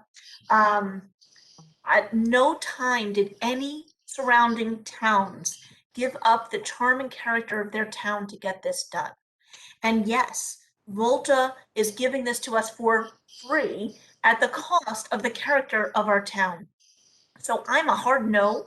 I have no interest in continuing this conversation unless Volta agrees not to do this outrageous advertising throughout our town. I have no interest in putting this kind of company and destroying our downtown to get a charging station where very few of our own residents will use it. Most residents that have an electric car have the station within their own property, have the charge within their own property. So again, we're now going to destroy the character of our downtown to allow for outside residents to come in. I think that's too high of a cost. And I say, you know, it's not free. It really, truly changes the look and feel of our downtown. I am 100% for electric charging stations that are more discreet. If we want to put this infrastructure in, it does cost money, but it doesn't destroy the town to do it. So again, there's so many options here. We currently have charging in our own BMW here in Tenafly, and there's other options that we can consider. So I'm sorry, Julie, it's not personal. I swear you've done an incredible, incredible job doing the research. It's just not for me. This isn't the town I'd want to live in, full of televisions. Comments from other council members? Mark? Go ahead, Vanu. Yeah. I mean, thank you for this, for the presentation, Julie. I think, you know, you did a lot of legwork and a lot of, the research is just incredible. And, you know, the more I hear about this and the cost of putting in other other infrastructure, which what would happen is if we put in the other infrastructure and we paid all this money, if the technology changes in 5 years, we would still be stuck with that, with what we paid for, because then 5 years down the road, we wouldn't want to, change it at that point. And we would have stale, stale infrastructure, basically. Whereas in this case, I think that 5 year thing is a bit of a relief. Obviously you have to look into it a little bit further, but I think that that kind of an out. I'm sorry. I think that's somebody on the line is not muted. But I think that 5 year out actually serves us well. And if we're going to be serious about this issue, I think we should get it done. I think it's a great plan, and I would be in full support of doing the Volta charging stations. Thank you, Venu. Other comments? Jeff, Dan. Let's prep a resolution for the next meeting. Well, actually, Dan, I don't know that it needs a resolution. Maybe Jimmy can clarify, or Susan, but I think this was just to kind of get an idea if we have a majority for our people to move forward with this option. Jeff is shaking his head. This is not like a resolution thing, right, Jeff? It's not at this point. No. You're looking for consensus, right? I'd like to call the roll then. So it's certainly, before we call rolls, let's still talk this through. It certainly sounds like I'm not hearing any opposition to the concept of electric charging stations. Correct me if I'm wrong, but it sounds like everyone's in favor of having this technology available. It's the future. It's where we're going. And the question is becoming, what's the right way to do this? Do we go with the market, the advertising model, or we just buy it ourselves, and what that all means? I think a lot of this devil is in the details stuff. I think Venu mentioned that, is that, and Julie, you brought up the issue of the contract and what does this option of getting out really mean? And so I think the council needs to have more information on what that really means. Which means, I don't know, has Wendy seen a copy of that contract? I mean, of the empty blank contract? No, we haven't proceeded yet with that. It would be this discussion to allow us to go into discussions with them. Well, I certainly would think that if the council decides to even gently move in this direction, that a blank form of what the details are needs to be reviewed by our attorney before you even get involved in agreeing to do or thinking about agreeing to do anything, so that everyone is comfortable with what that may mean or not mean. Can I make a request that we get a few different contracts again, if we're going to have attorney review, since we're still discussing? I think many towns around us have chosen other routes, and I'd also like to do some research and talk to some of the other BAs that have installed these. Yeah, I think that's a reasonable request, right? It sounds like all of us want electric charging stations, right? That's the main hurdle. It's simply, do we pay for it ourselves, or do we make a deal with the devil? That's all. Well, I'm not going to be pursuing any more with EV Connect or ChargePoint, or any, there are very few vendors that do this, and I've done that due diligence. I will be happy to have Volta actually write up what it is that they are proposing, and for Wendy's review and for all of us to review. But that's the direction that I will pursue now. I have pursued the other directions, and I don't know that it is the right course of action for us to go to the other vendors and say, oh, now you give us a proposal.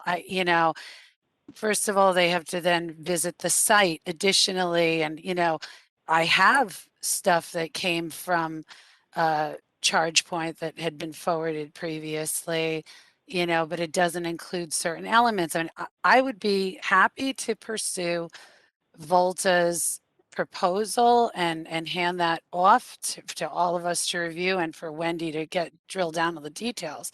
But I'm not looking to take a project and go in the 5 different directions continuing. That was my purpose for tonight, bringing this up, of moving in one of the directions, just in that direction. So, It's not you, it would be Jimmy. yeah, it's no one's right. Well, Jimmy can speak up because he's been on all these calls with me along the way. So Jimmy, as borough administrator, what are your thoughts on that? I mean, there aren't many vendors who are on a contract. So if you want to go the contract route, you have those vendors who are on the contract. And what is that? I have to interrupt you for a second, because what do you mean on a contract? So I apologize. State contract. A co-op or a county co-op that we're part of, or a state contract. So that gives us the the flexibility to forego bidding. But we already know those costs that it would cost us. And Councilwoman has outlined those costs. And if we went the bidding route, they would be, in theory, most likely a little bit more, probably anywhere between 10 and 20% more. So, I mean, it's really just a matter of, So I'm going to interrupt you again. I apologize, Jimmy. Okay, so why are we so focused on the bidding issue? Like, what's wrong with bidding? I'm just throwing that out there. And next thought is aren't there a couple of I'm not sure who knows what. I think there's a couple of charging stations in Closter, and I don't know the name of the company out there that's doing that. Have we looked into that? Lauren, go ahead. I think ChargePoint's the one at Different companies Closter. in close. Oh, I'm sorry, Julie. The one at the mall, I think that's ChargePoint, the one at their outdoor mall. They have both ChargePoint and a company called SemaConnect, who we haven't spoken to. So maybe it would behoove us to have Jimmy reach out to their BA and maybe see if we're allowed to review a copy of the contract, see the kind of terms, see the costs that it I know that the one in Closter Plaza was privately done, so that might not help, but let's find out what it costs. It's a nice job. Well, if the contract is publicly done, then it's a public document, so you don't have to worry about being able to see it. That's a definite. I think the one in Closter Plaza is privately done. That's different. Right. But, all right. So Julie, you mentioned before that you'll reach out to the people at Volta. Yes, I mean, did we want to do that vote though with that? Well, I don't. I'm just gonna put this out there, is that I don't. Again, everyone on this call wants electric charging stations. It's all a matter of the form, okay, and how it will look. So we're kind of still, we need this one piece of information yet from Volta, is what does the contract actually look like, and what is what they're saying to us really what they mean, and we would like our attorney Wendy to review that. And not like a contract for someone's signature. Let's not mislead anyone. This is just, we want to see the form of their contract and what the general terms and conditions would be. That's the stage we're at. At the same time, simultaneously, Jimmy's going to investigate some of these other companies to see what it would cost us to write a check. And we've got some charging stations in other towns around us. He can reach out to those folks. And Jimmy, I wouldn't get hung up on whether it goes out to bid or state contract. We'll do whatever we're legally required to do to look for the best deal for the town. So I'm not asking for a contract. I'm asking for what a contract. You're asking Volta for their standard contract that they would expect us to sign, that show all their terms and conditions, so we know what we'd be getting into.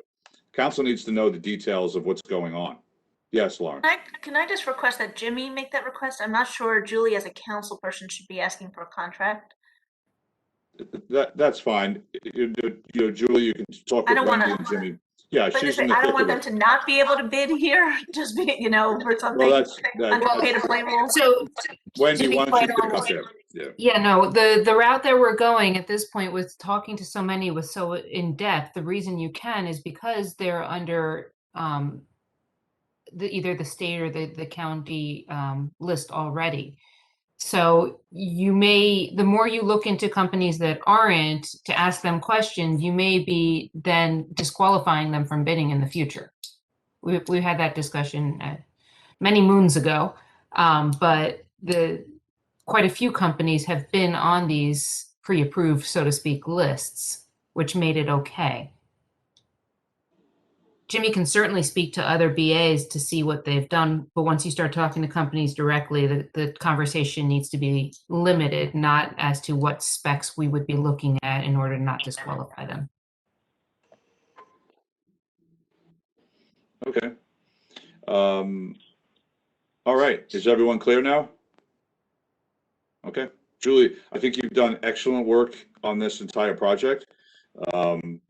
All 6, 7 of us agree we want charging stations. Now it's all about execution. This is the whole electric car thing. This is the future. So we need to be there. So thank you for everything on this. You're welcome. Thanks. Okay. Outdoor dining requests, Councilman Michaels.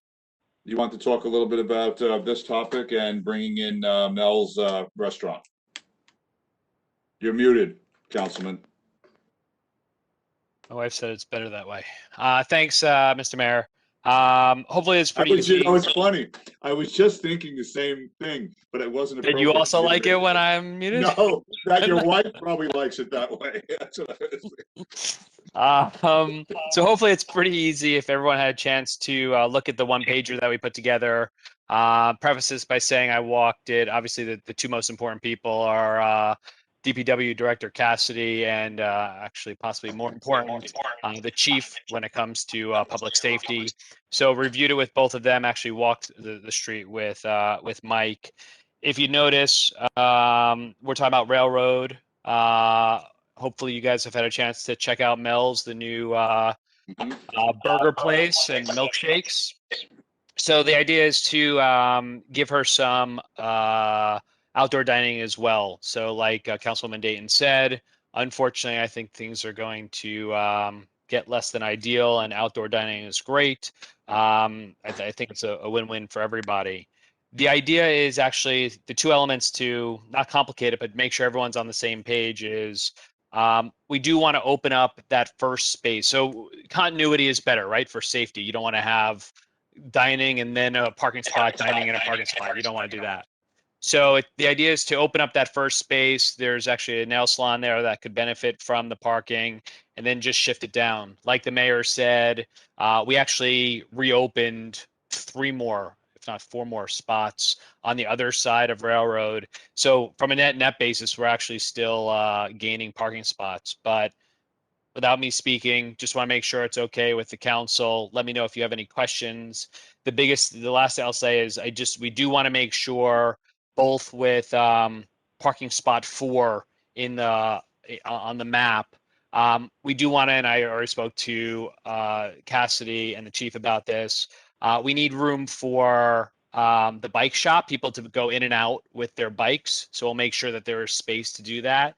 And also want to make sure that we don't detract from the storefront of Goldstein's as well. So, we don't want huge umbrellas in that spot number 4. But other than that, it gives room for all the restaurants, and it gives room for the non-restaurant businesses to do their business as well. So I'll stop there. Thank you, Adam. Questions from the council members? I can't see everyone's hands, Omar. No? No, this sounds reasonable. Everyone's good with this? Okay. All right, Councilman Michaels, thank you. So I'll work with DPW Director Cassidy, and we'll figure out a time to do this. Thank you, team. Thank you. Adam, while we're on downtown dining, can I just have a follow-up? Sure. Can you, can the downtown committee maybe touch base again with the businesses and find out their plans for the fall? So that we have a sense of From who's from an outdoor dining perspective? Yes. Yeah, I'll go to. I usually meet with them maybe weekly. I'll make sure. I wouldn't expect it to change. Speaking to everybody, I think it goes well. Thank you to Christine, Evron, and the chamber. I think it's a lot better now. It's not creating any issues with driving and traffic. So this is just the parking spots. So I would love to keep this going, but I will triple check, and that's what I think the businesses have been saying. But I will triple check with them per your request. Okay. All right. Moving on to old business, cannabis and drug-free zone downtown zoning analysis. Yeah, we've discussed this before. I would like to just straight up and down vote this next, as soon as possible, rather, this meeting or next meeting. I'd like to vote at this meeting and Yeah, get this- this plan underway. Yeah. Agree. This meeting. I know we already had a public comment about, the ordinance that we're passing tonight. And I would love to be able to say to the public that that's, just a stop measure and we're going to consider options. But obviously, we're a split council here on this. But I think it would help us to be informed to make decisions, and this would allow us to know where it even would be possible to allow for cannabis. So I'm a yes. I'd like to do a vote tonight. I'm with Dan. Right. So, I mean, I think, we are passing the ordinance tonight in large part because we don't have a full understanding of what the details are. And in order to get the details, we actually have to do some work and get information on what those details would be. Other council members have any issues with moving forward on this downtown analysis? So my question had to do with something that Councilman Grossman brought up the last or 2 meetings ago. It came back to the idea that so cannabis is not federally permissible at this point, and Councilman Grossman had mentioned that we should kind of all review that map, because if the federal rule would trump things saying about the amount of time space within a school.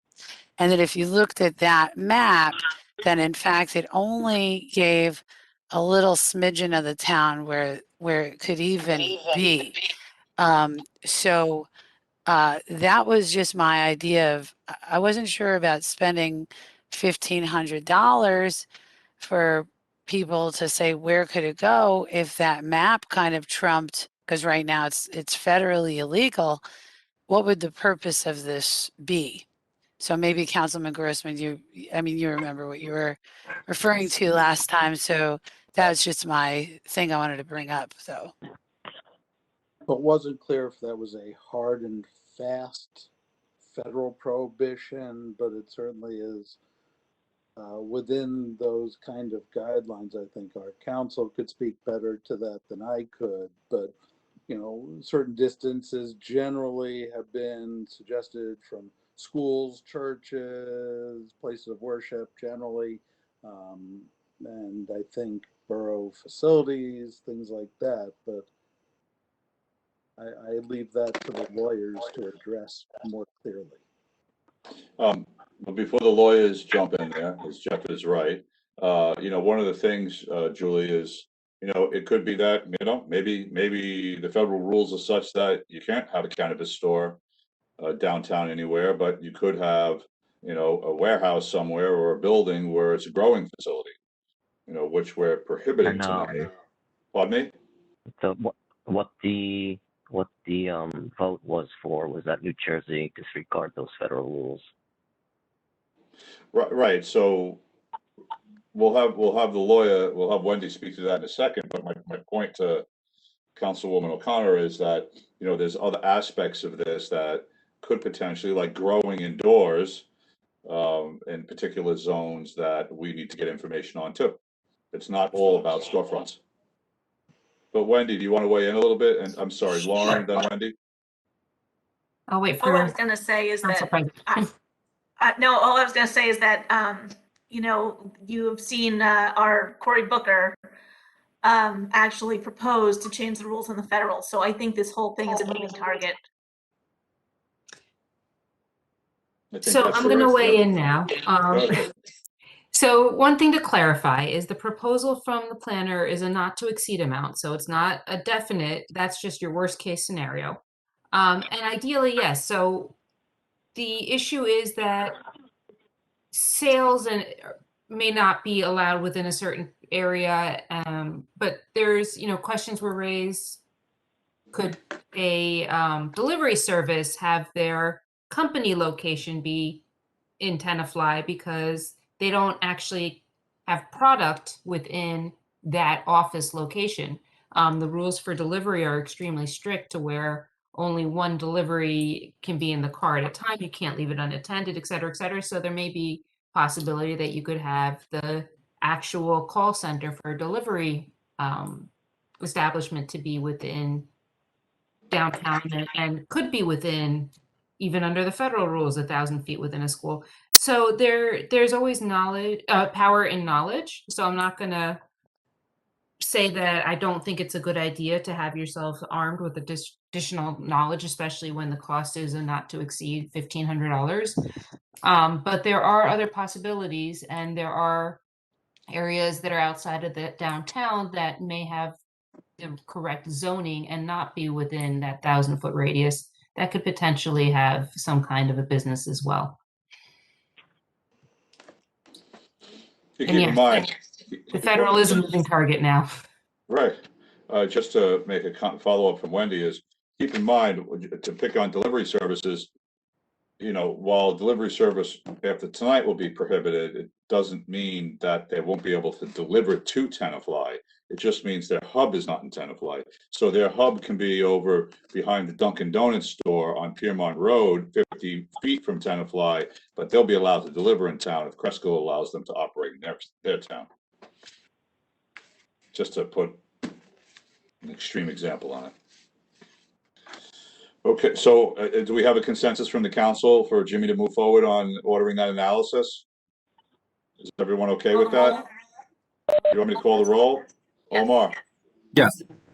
Call the roll. Call the roll, please. Yeah, call the roll, just so we're all on the same page. Okay. Councilmember Dayton? Yes.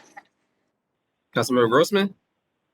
$1,500 maximum, yes. Councilmember Menon?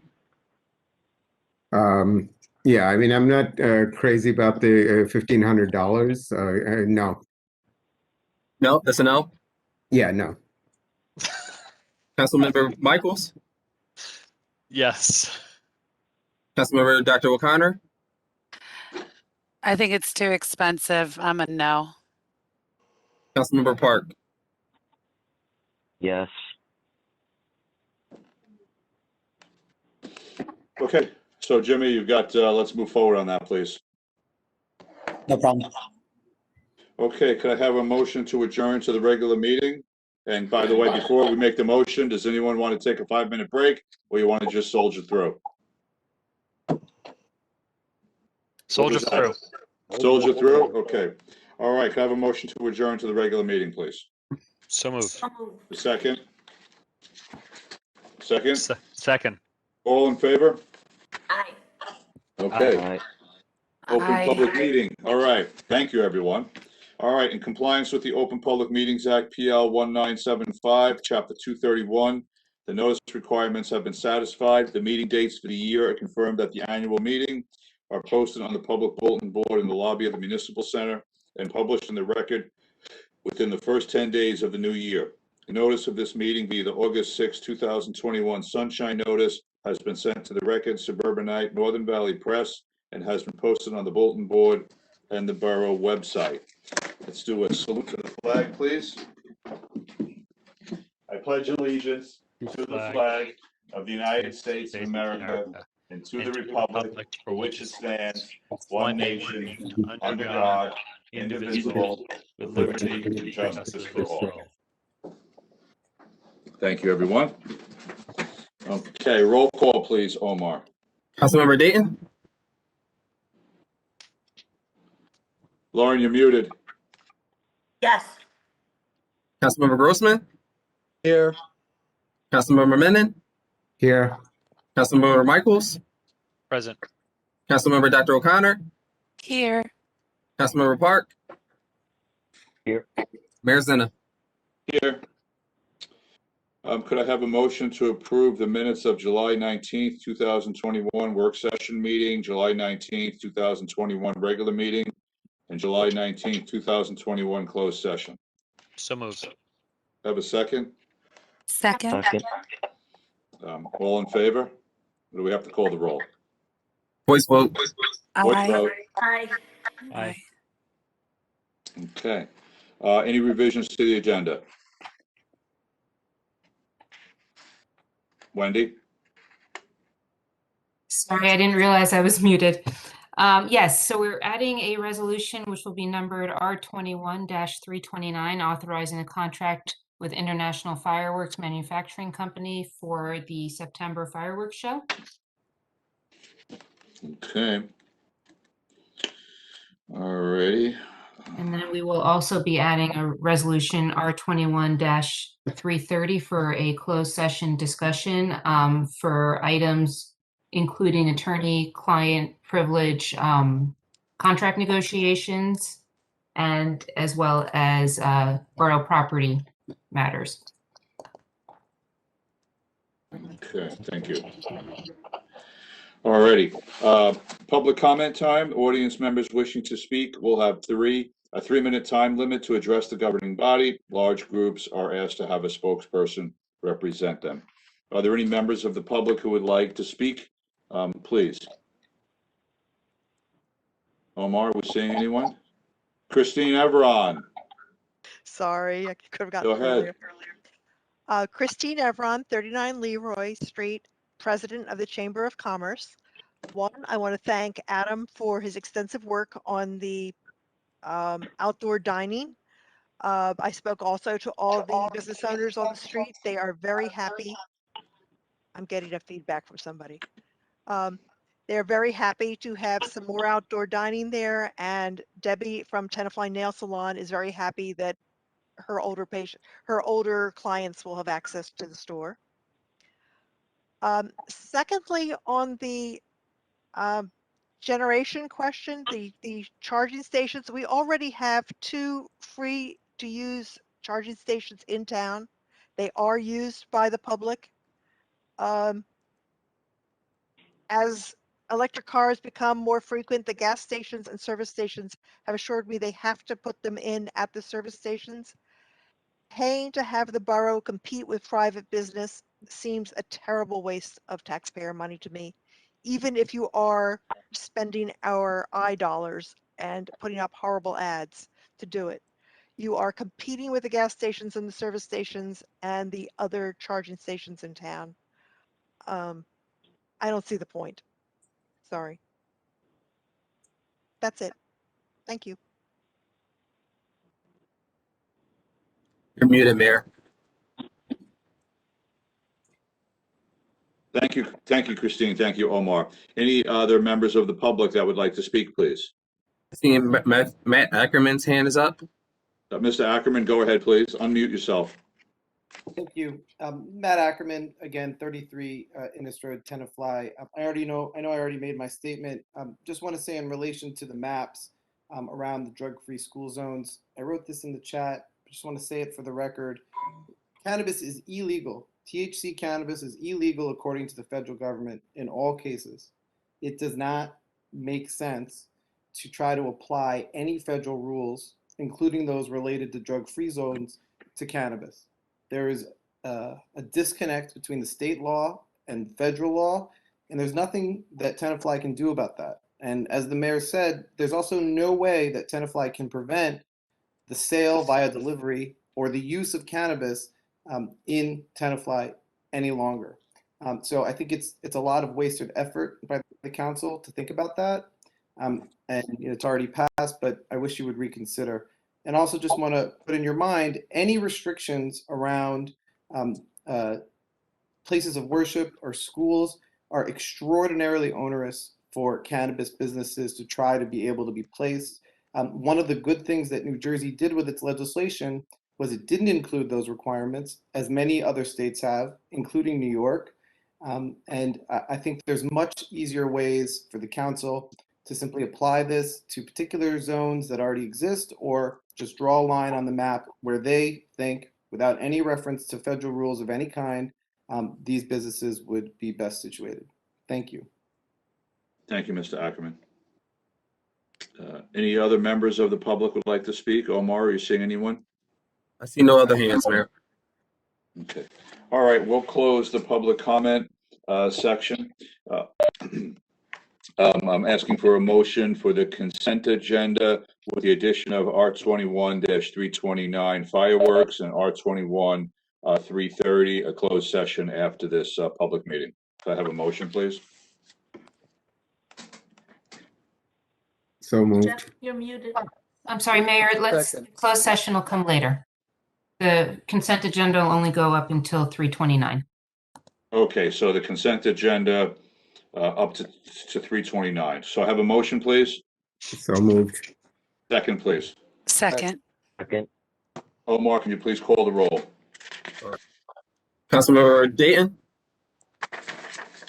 Councilmember Dayton? Yes. Councilmember Grossman? Yes. Councilmember Menon? Yes. Councilmember Michaels? Yes. Councilmember Dr. O'Connor? Yes. Councilmember Park? Yes. Okay, thank you for that. Omar, could you please read we're going on to the public hearing, ordinance 21-13. Omar, could you please read the confirmation of publication and the title?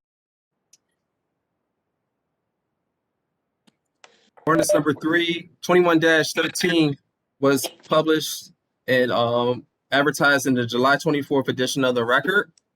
It is an ordinance by the Borough of Tenafly in Bergen County, New Jersey, prohibiting the operation of any class of cannabis businesses within the geographical boundaries and amending Chapter 35, Land Development Regulations of the Revised General Ordinances of the Borough of Tenafly. I'd like to thank you, Omar. I'd like to open the floor for any public comment on ordinance 21-13 only. Would anyone like to make any public comments on this? Omar, do you see anyone? I see Mr. Ackerman's hand raised, but I don't know if he still had it raised from the public comment section. I'm not too sure. Let's go ahead, Mr. Ackerman. I've already said my piece. Sorry about that. Yeah, thank you. That's okay. That's okay. We always err on the side of giving people opportunity to speak. Anyone else, Mr. Omar? I see no other hands, Mayor. Okay, thank you. Councilman Grossman, would you like to make the motion on this? Please. Sure. I move to pass and adopt on second and final reading ordinance 21-13, and that notice of same shall be published according to law. Could I have a second, please?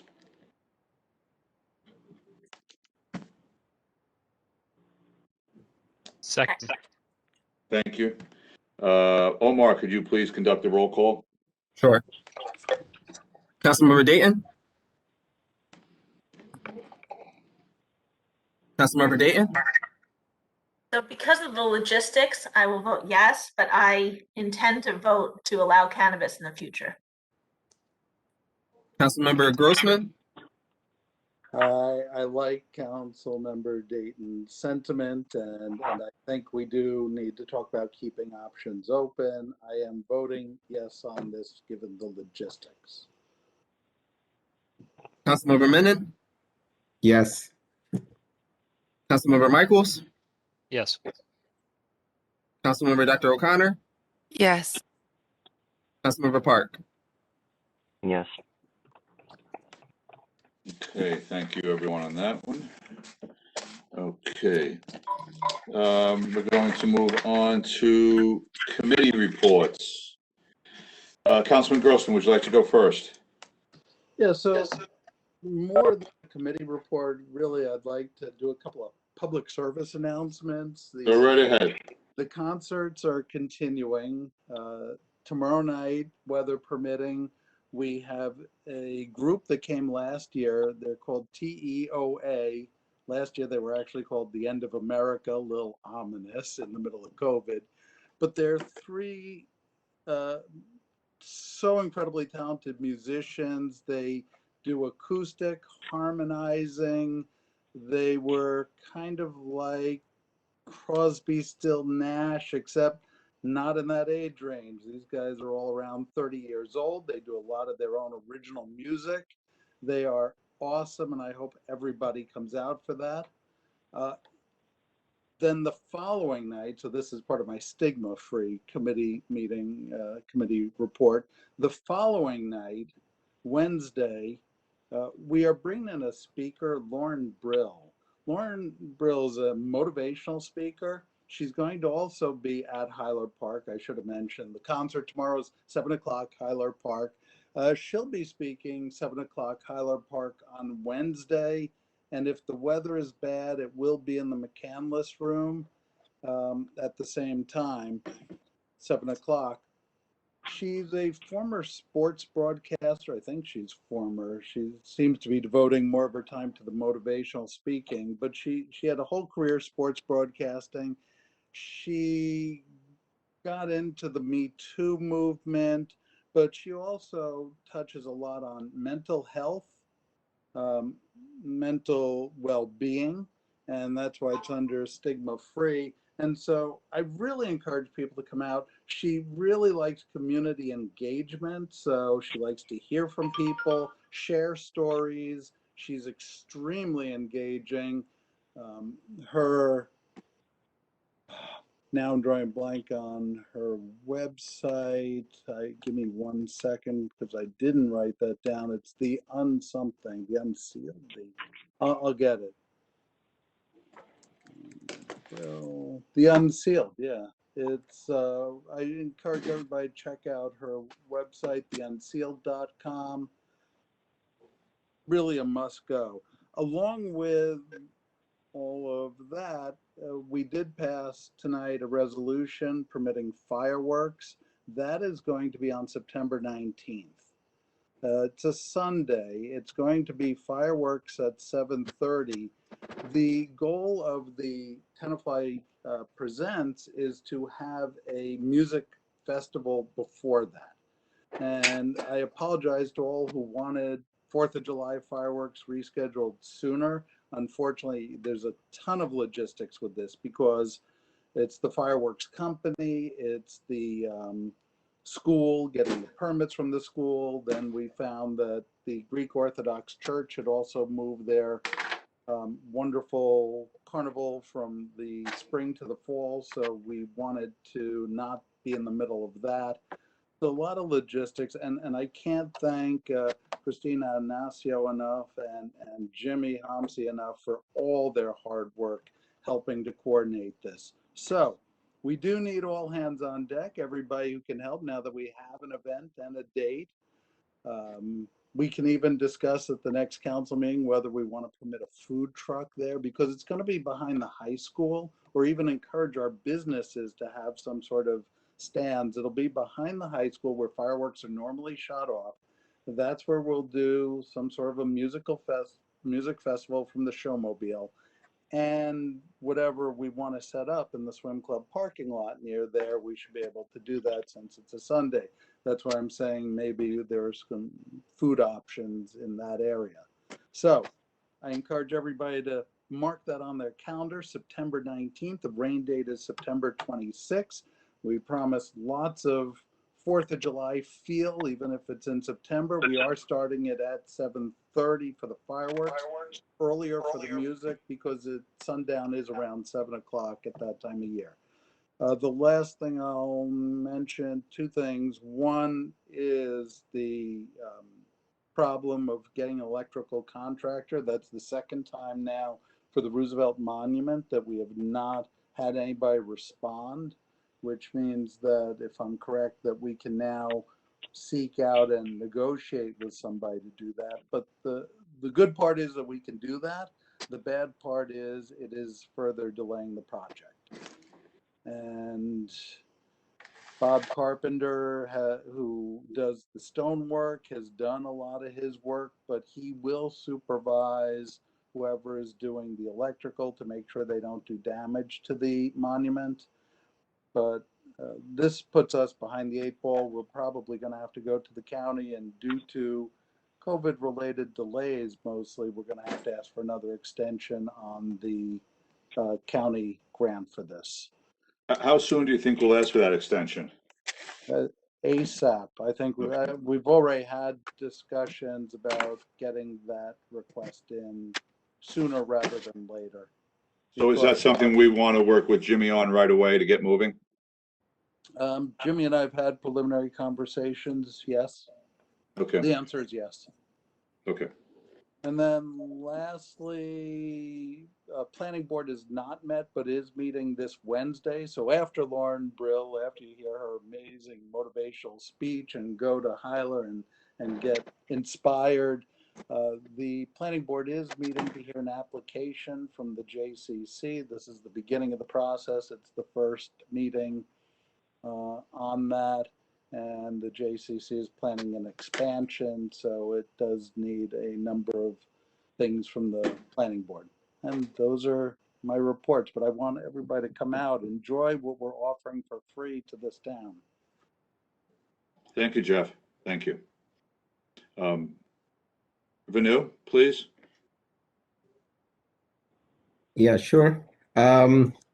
So I only had one meeting this during this period, but I did get a request from Michelle at the senior center to just advertise a couple of events that are coming up in the near future.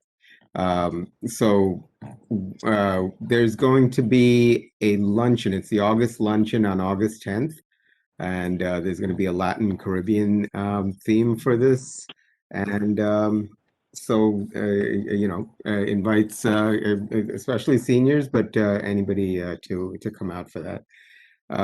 There's another luncheon on August 24th, and Joey Keys is going to be entertaining the crowd. So again, sign up with the senior center for that.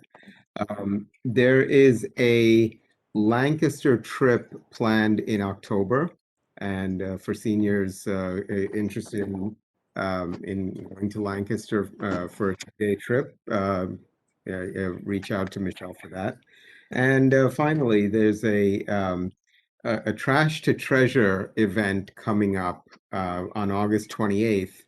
Kind of like a flea market, so it's open to the public. So the public is welcome to come in and see what bargains they can get, what treasures.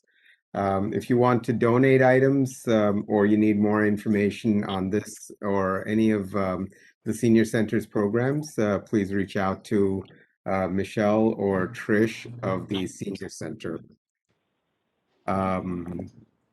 And then the Board of Adjustment met last week, a couple of weeks ago, and there were five items on new business, plus one that was carried over from a previous the previous meeting. The 5 items of the 5 items. One was continued to the September meeting, and because of the late time of the current meeting, 2 others were also pushed off to the next meeting. But of the remaining 3, one was for a pool, and there was a question about building coverage permitted, and impervious coverage, and a number of different items. It turns out that they had the discussion the previous meeting than they had this time, but because there were only 4 voting members present, they asked for the vote to be carried into the next session, but they lowered the impervious, and they made a couple of changes. So they're hoping that that will pass in the next meeting, but they're not sure if it was enough. There was a request to install a generator and there is required a 10-foot setback. And it was within the, it was within the 10 feet. So the actual generator, though, was within the 10 feet required, but the concrete slab that it sits upon was about 3 feet closer to the property line. So for that, they came and requested a variance that was approved. There was the final item was for 27 Chestnut Street, where they wanted to construct a two-family dwelling, and there was a 10-yard side yard required on each side, and one side was fine. The other side, the proposed, was 5 feet, but it was a two-family dwelling, and this was actually heard once before at a prior meeting, and the application was declined. They changed things enough in the plans to overcome res judicata. But the application having been heard, the board decided that placing a two-family dwelling on this small a property was too much of an ask, and they declined the application. There was also an observation that with the 5-foot side proposal, there's potentially an issue with density in the neighborhood. So this is actually on the block where the residents that wrote in and that was on correspondence. It just it talked about the issues with the commercial property. There's also but there's been a lot of activism among the residents, based on how things are changing in that neighborhood. So this was one that they really did not want to see happen, because it would have made the houses even more crowded. So anyway, that was the third item, and that's it. Okay, thank you, Vinu. Julie, would you like to go next, please? Yeah, no, I didn't have any meetings between the last time and this time, so no reports for me. Okay, thank you. Dan, would you like to go next, please? Also, no reports. Okay, all right, thank you. Adam, would you like to go next, please? Sure, super quick. We had last week a downtown revitalization plan steering committee meeting. Went well. The team from BFJ shared with us some of their initial thinking and really the game plan for getting all of the public input. Everybody mark their calendar for, I think it's actually going to be Wednesday, September 29th. We're going to have our first public session. Just as a reminder, I shared last time, it's all about getting feedback both from the public, let's call it the residents. Actually, we're going to have separate sessions for the businesses, the business owners, which we're scheduling as well. And then the one I'm personally most excited about is actually having students. So I met with 2 juniors this morning. Actually, they're really excited about getting engaged. Principals Fabo and Morrison are excited to get engaged, and we'll have that scheduled for the end of September as well, once the kids find out. My son's going into high school big time with Julie. So once they find out what their locker is and where the cafeteria is, we could do the student-led session. So super excited to see what the residents and the businesses and the students come up with. And everything's built around having some ideas on where we want to be by the end of the year, such that the council could then take that information and budget accordingly for 2022. So super appreciate everyone helping out there. Okay, thank you very much, Adam. Lauren, please. First, I want to start with the Tenafly Nature Center.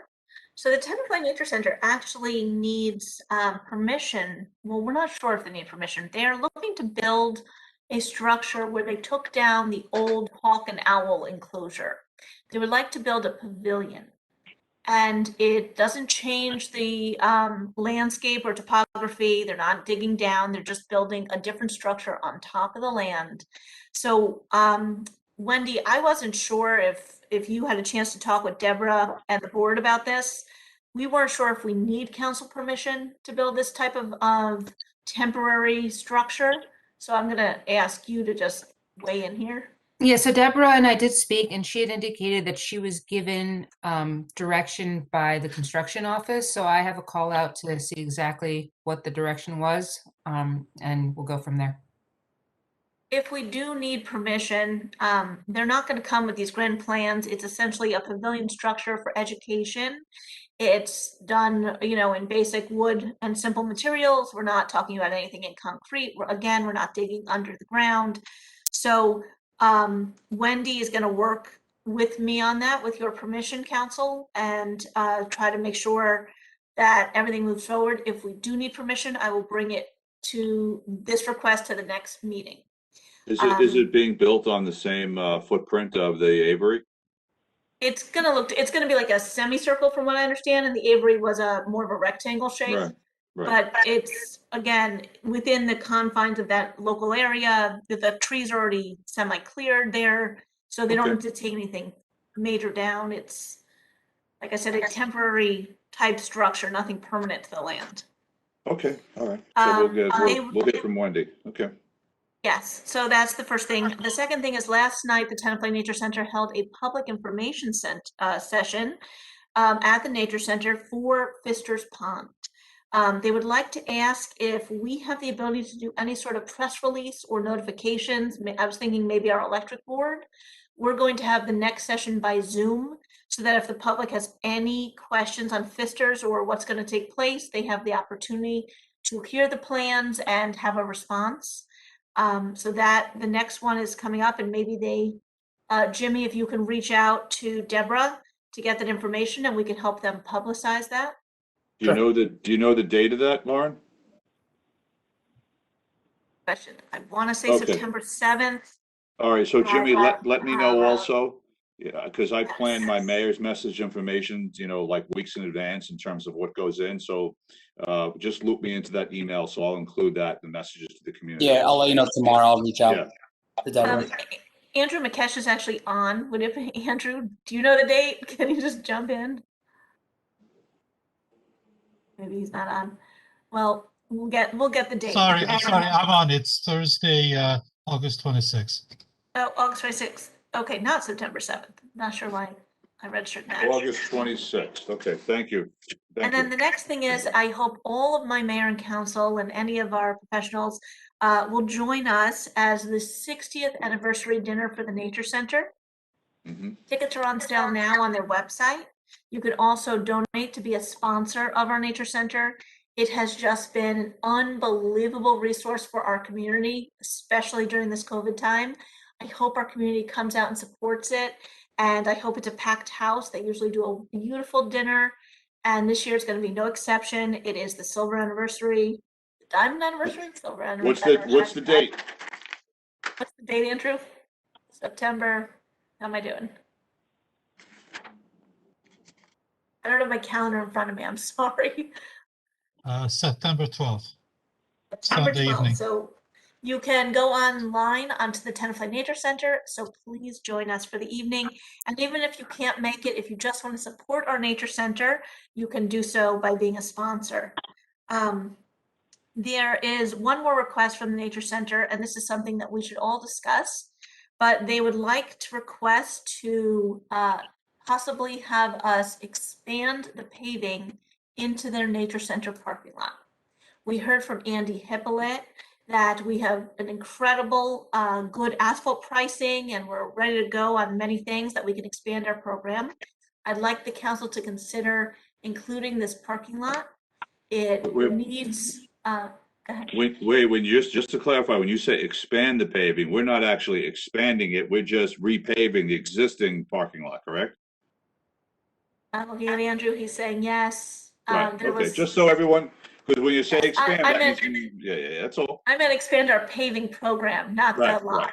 Right. Our Just to program. repave the nature. I So, think that's a yes. very, very rational and reasonable request since we're going to be there with the equipment anyway, and that parking lot is shot.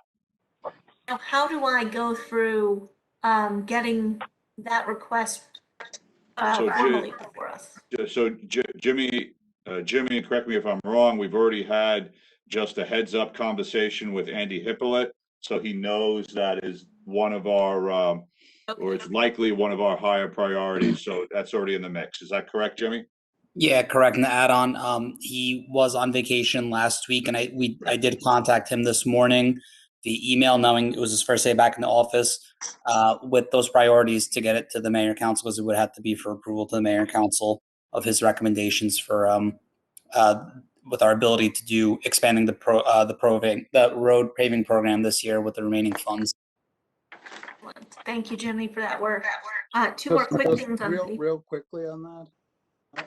I thought there were conversations about this and that the indication was, since it's right at the top of a road that's being done, that in all likelihood, the contractor would just continue to the end of the parking lot as part of it. We had heard from the nature center point of view, that was a no, unless it's specifically assigned, but we need to hear back from Andy on that. Yeah. I don't want to say one thing or the other. Right. I don't want to just hope it happens. I want to schedule it to happen. I assume it's the entire parking lot. It's more than just the road. Yeah. It's that entire parking lot. I could provide some clarification because the vendor that's going to be doing the roadway, the milling and paving of the roadway, is through the bid. So he is looking through the co-op. So it would essentially be two different vendors. Well, Andy would be able to provide clarification, but I wanted to clarify that point. Because Hudson will be through the grant, not Correct. through the co-op. Sorry Correct. to interrupt, Lauren, but just again on the same subject, we skipped over the engineering report. I just had a question in. Andy was supposed to get back to us at this council meeting on the extra funds that we had for the road paving. He was going to come back to us per the last meeting with what roads we were doing, and I didn't see that in the engineer's report. So Jimmy, let's follow up with him Yep, I did this morning, but I'll make sure tomorrow I will as well. and then distribute that information to the council. Yeah. Yep, we'll do. Couple more things on the nature center. One of the things that they're working on, which something we might want to consider as a town, is they are adopting a social justice statement, which I love. And when they finalize it, I'll distribute it for all to see. But it's a really fantastic idea for inclusivity and just mutual respect for any and all within our residents, our community. So they're going to be issuing that as a public statement. And then there's two programs going on now for everyone to enjoy. The first is the Summer Trails Challenge. If you finish and complete all the trails, I think you get a little pin or a little medal for doing that. And the second thing, and this is for kids, is we had a wonderful local artist, someone who interned with us at the Nature Center, create a fairy trail. So you can go through the Nature Center and find little fairy huts throughout, which I think is very sweet. So a wonderful activity if you guys are looking to do something in the summer. I would like to request that we reestablish the 19th Amendment Committee. Jeff and I had been on this. I'd like to regather. I know there's a lot of talk about naming something after Elizabeth Cady Stanton and recognizing our women's history and the suffrage movement here in Tenafly. This committee was working on that, of course, right before the pandemic shut because it was the 100th anniversary. But I'd like to reestablish that committee to help find a way to honor Elizabeth Cady Stanton permanently in Tenafly. What do you guys think? So who was on that committee? Yourself and Jeff? Yes, and many members of the community. So let's do it then. Jeff, you up for that? You're muted, Jeff.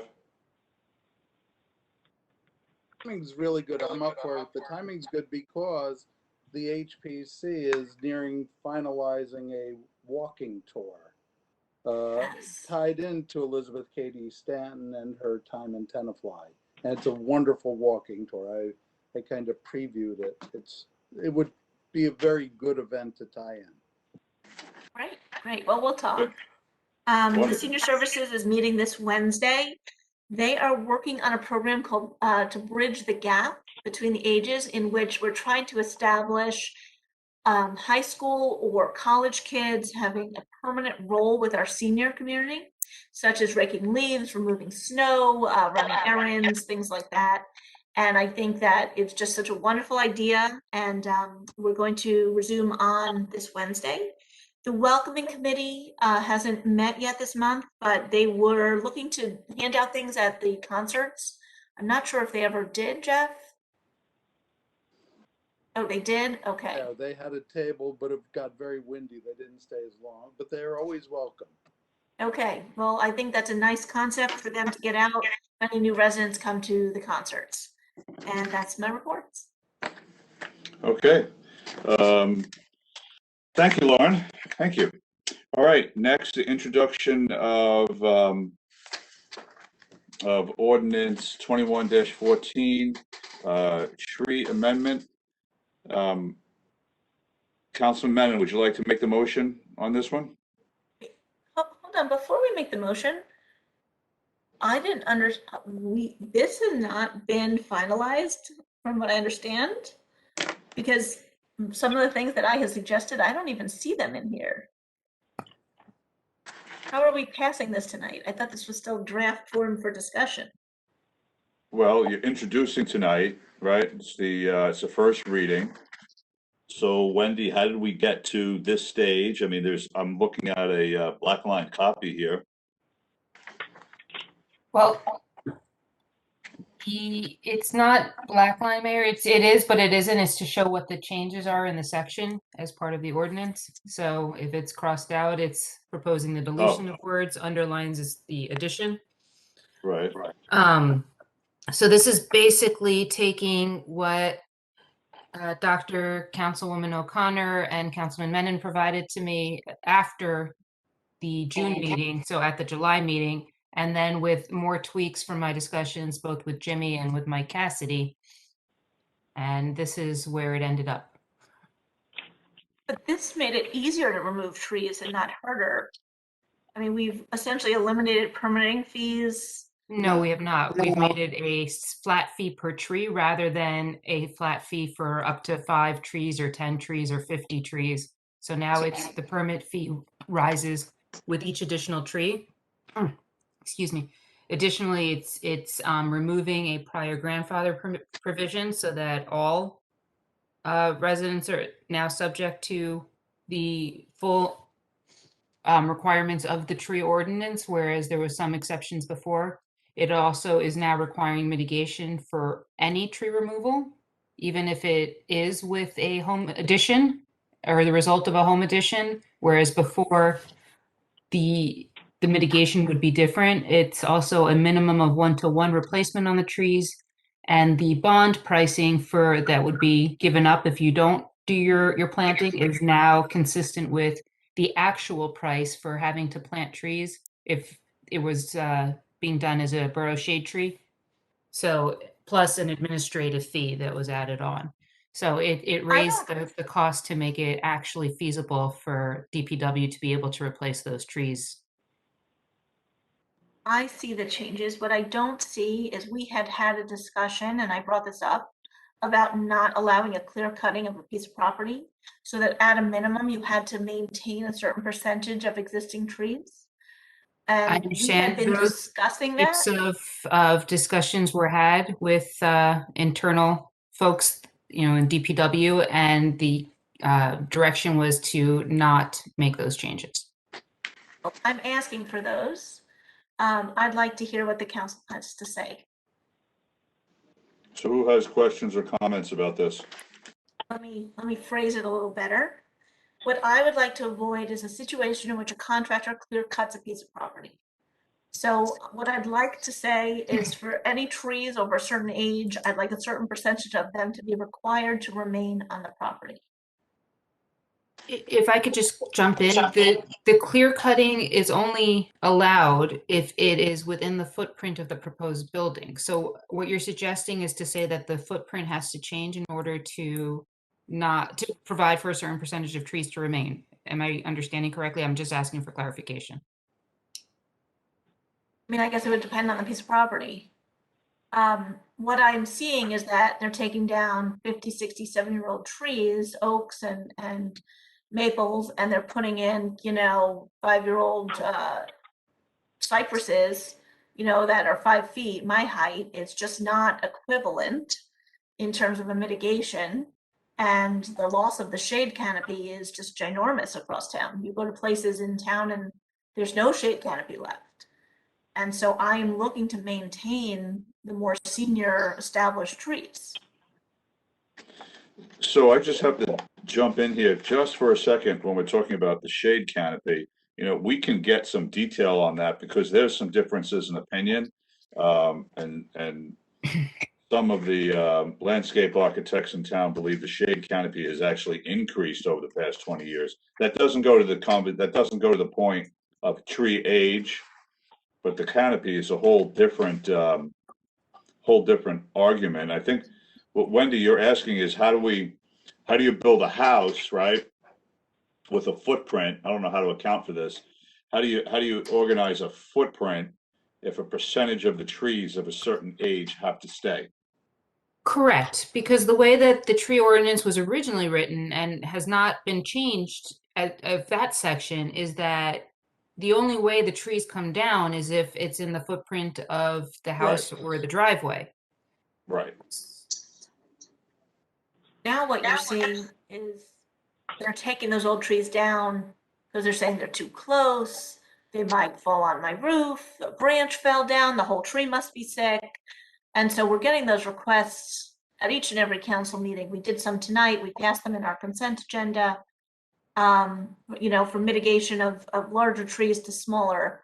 So I think these changes are a good start in this ordinance. This isn't where I need it to go for this tree mitigation ordinance to be as strong as we need it.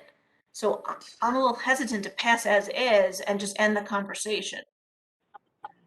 So if I could jump in a little bit. Go ahead, So, so I think the work that Venu and I had started and Wendy, continued with, discussions with Mike. This does strengthen the tree ordinance and what's there.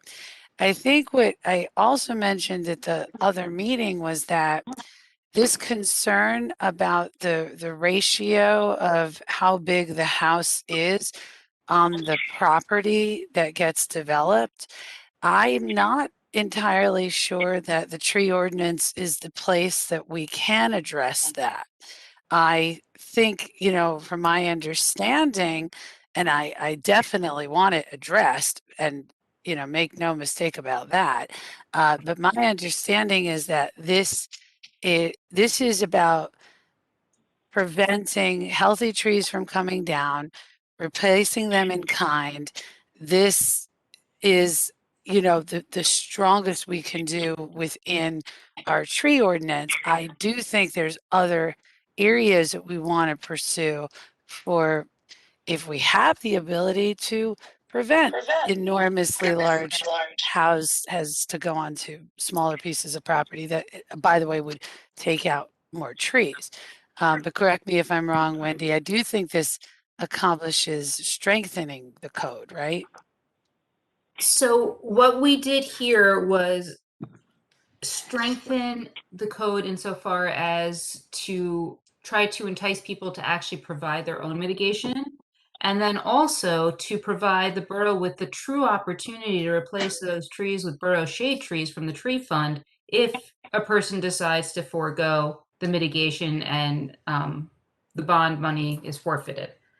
So that's where we really went with strengthening the tree ordinance. And additionally, we added in the definition for a tree expert as a certified person so that there's no debate as to whether or not their person who says the tree is dead is truly an expert or not. So that was also part of the changes that were made in here, was adding that defined term. I'd like to Other than talk that, about the it just kind of performance bond. streamlined the Wait, situation. one at a time. Sorry, Wendy, I thought you were done with your points. My bad.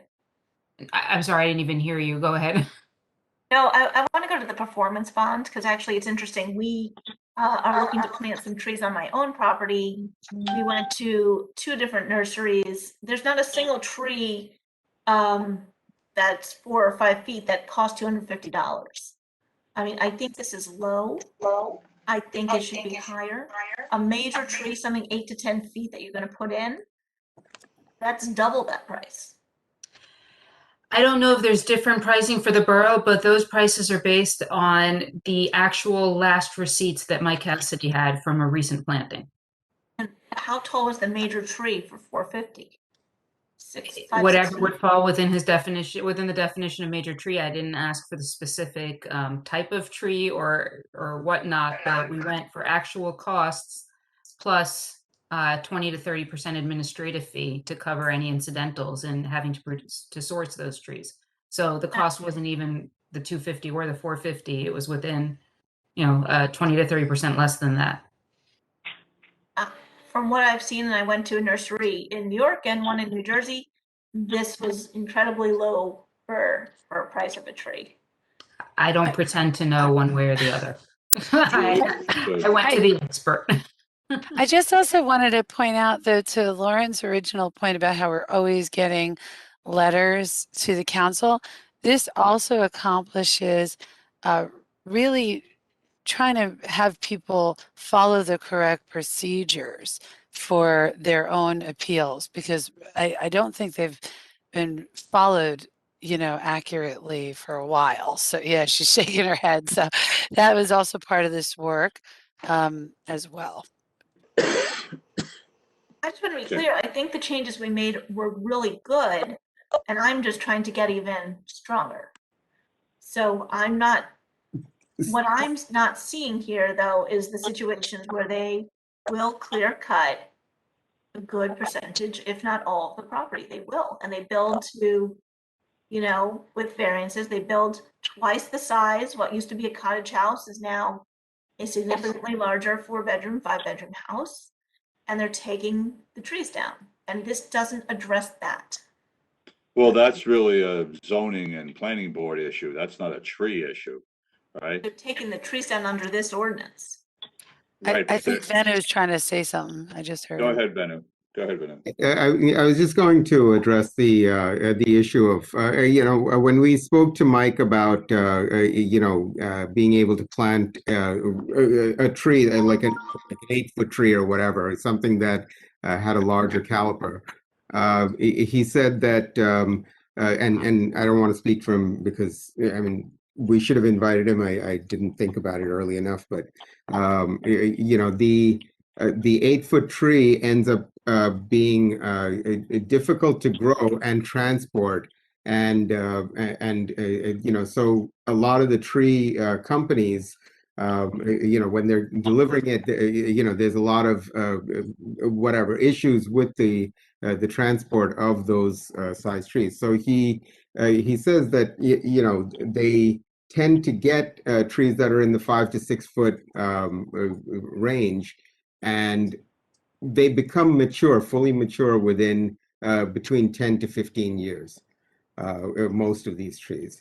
So that's the horizon that you look at when you're replacing the tree. But if a larger tree doesn't necessarily get you things faster, or but there are a lot more risks in terms of the transport, in terms of the planting, things like that. So why don't we do this? Because we're talking about so many details regarding trees without a tree expert here. Why don't we introduce this tonight and get Michael to come to the next meeting, and then we can talk this whole thing through, at one point in the meeting prior to actually the second reading. Can I make a request too then? Is this a zoning or planning? that we have the same conversation with zoning or planning or whoever needs to allow. This is a conversation with the planning board. It's you're talking about master plan issues. Okay. All right. So, Vanu, you would like to make the motion, please? Sure. First, thank you, Wendy, for doing the yeoman's work of putting together the ordinance and the changes and everything. Very much appreciated. And so with that, I move to introduce and pass on first reading ordinance 21-14 and set the hearing for September 2nd, 2021 at 8 p.m. or as soon thereafter. I second. Okay, Omar, can you read the title of the ordinance and then conduct the roll call, please?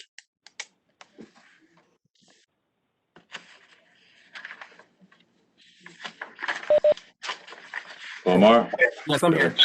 Ordinance number 21-14, an ordinance amending chapter 26, trees of the revised general ordinances of the Borough of Tenafly. Councilmember Dayton? Councilmember Dayton? Back to me. I'm thinking about it. Councilmember Grossman? Yes. Councilmember Menon? Yes. Councilmember Michaels? Councilmember Michaels? Yes, sorry. Councilmember Dr. O'Connor? Yes. Councilmember Park? Yes. Councilmember Dayton? I'm a yes, but I hope during the next reading we strengthen this even further. I would hate to lose this good work that we've done, so thank you to Julie and Vanu, but I just don't think it goes far enough. Okay, thank you, everyone. All right. Omar, that was a yes. Oh, okay. I don't have any particular mayor's remarks other than I hope everyone joins us at the concert tomorrow evening. And thank you, Jeff Grossman and your team for putting these concerts together. Okay, so I'll have a motion to adjourn and then we're going to go into closed session. So go ahead, Wendy. The resolution for closed and then the motion for closed. Yep, please. I was just about to say that. Well, you were ready to adjourn. I got a little nervous. Resolution R21-330 at the regular meeting of the Mayor and Council of the Borough of Tenafly, County of Bergen, State of New Jersey, held on August 9th, 2021. Be it resolved in compliance with NJSA 10:4-12, the Mayor and Council of the Borough of Tenafly are going into closed executive session to discuss the following matters: under attorney-client privilege, real property lease, and collective bargaining contract negotiation update. I get a motion to go. Sorry. Motion to go into Minutes will closed, be please. taken and released when the matter is concluded. So move. All right, motion to go into closed. Got a motion. So moved. Second. Second. All in favor? Aye. Aye. All right, see you there.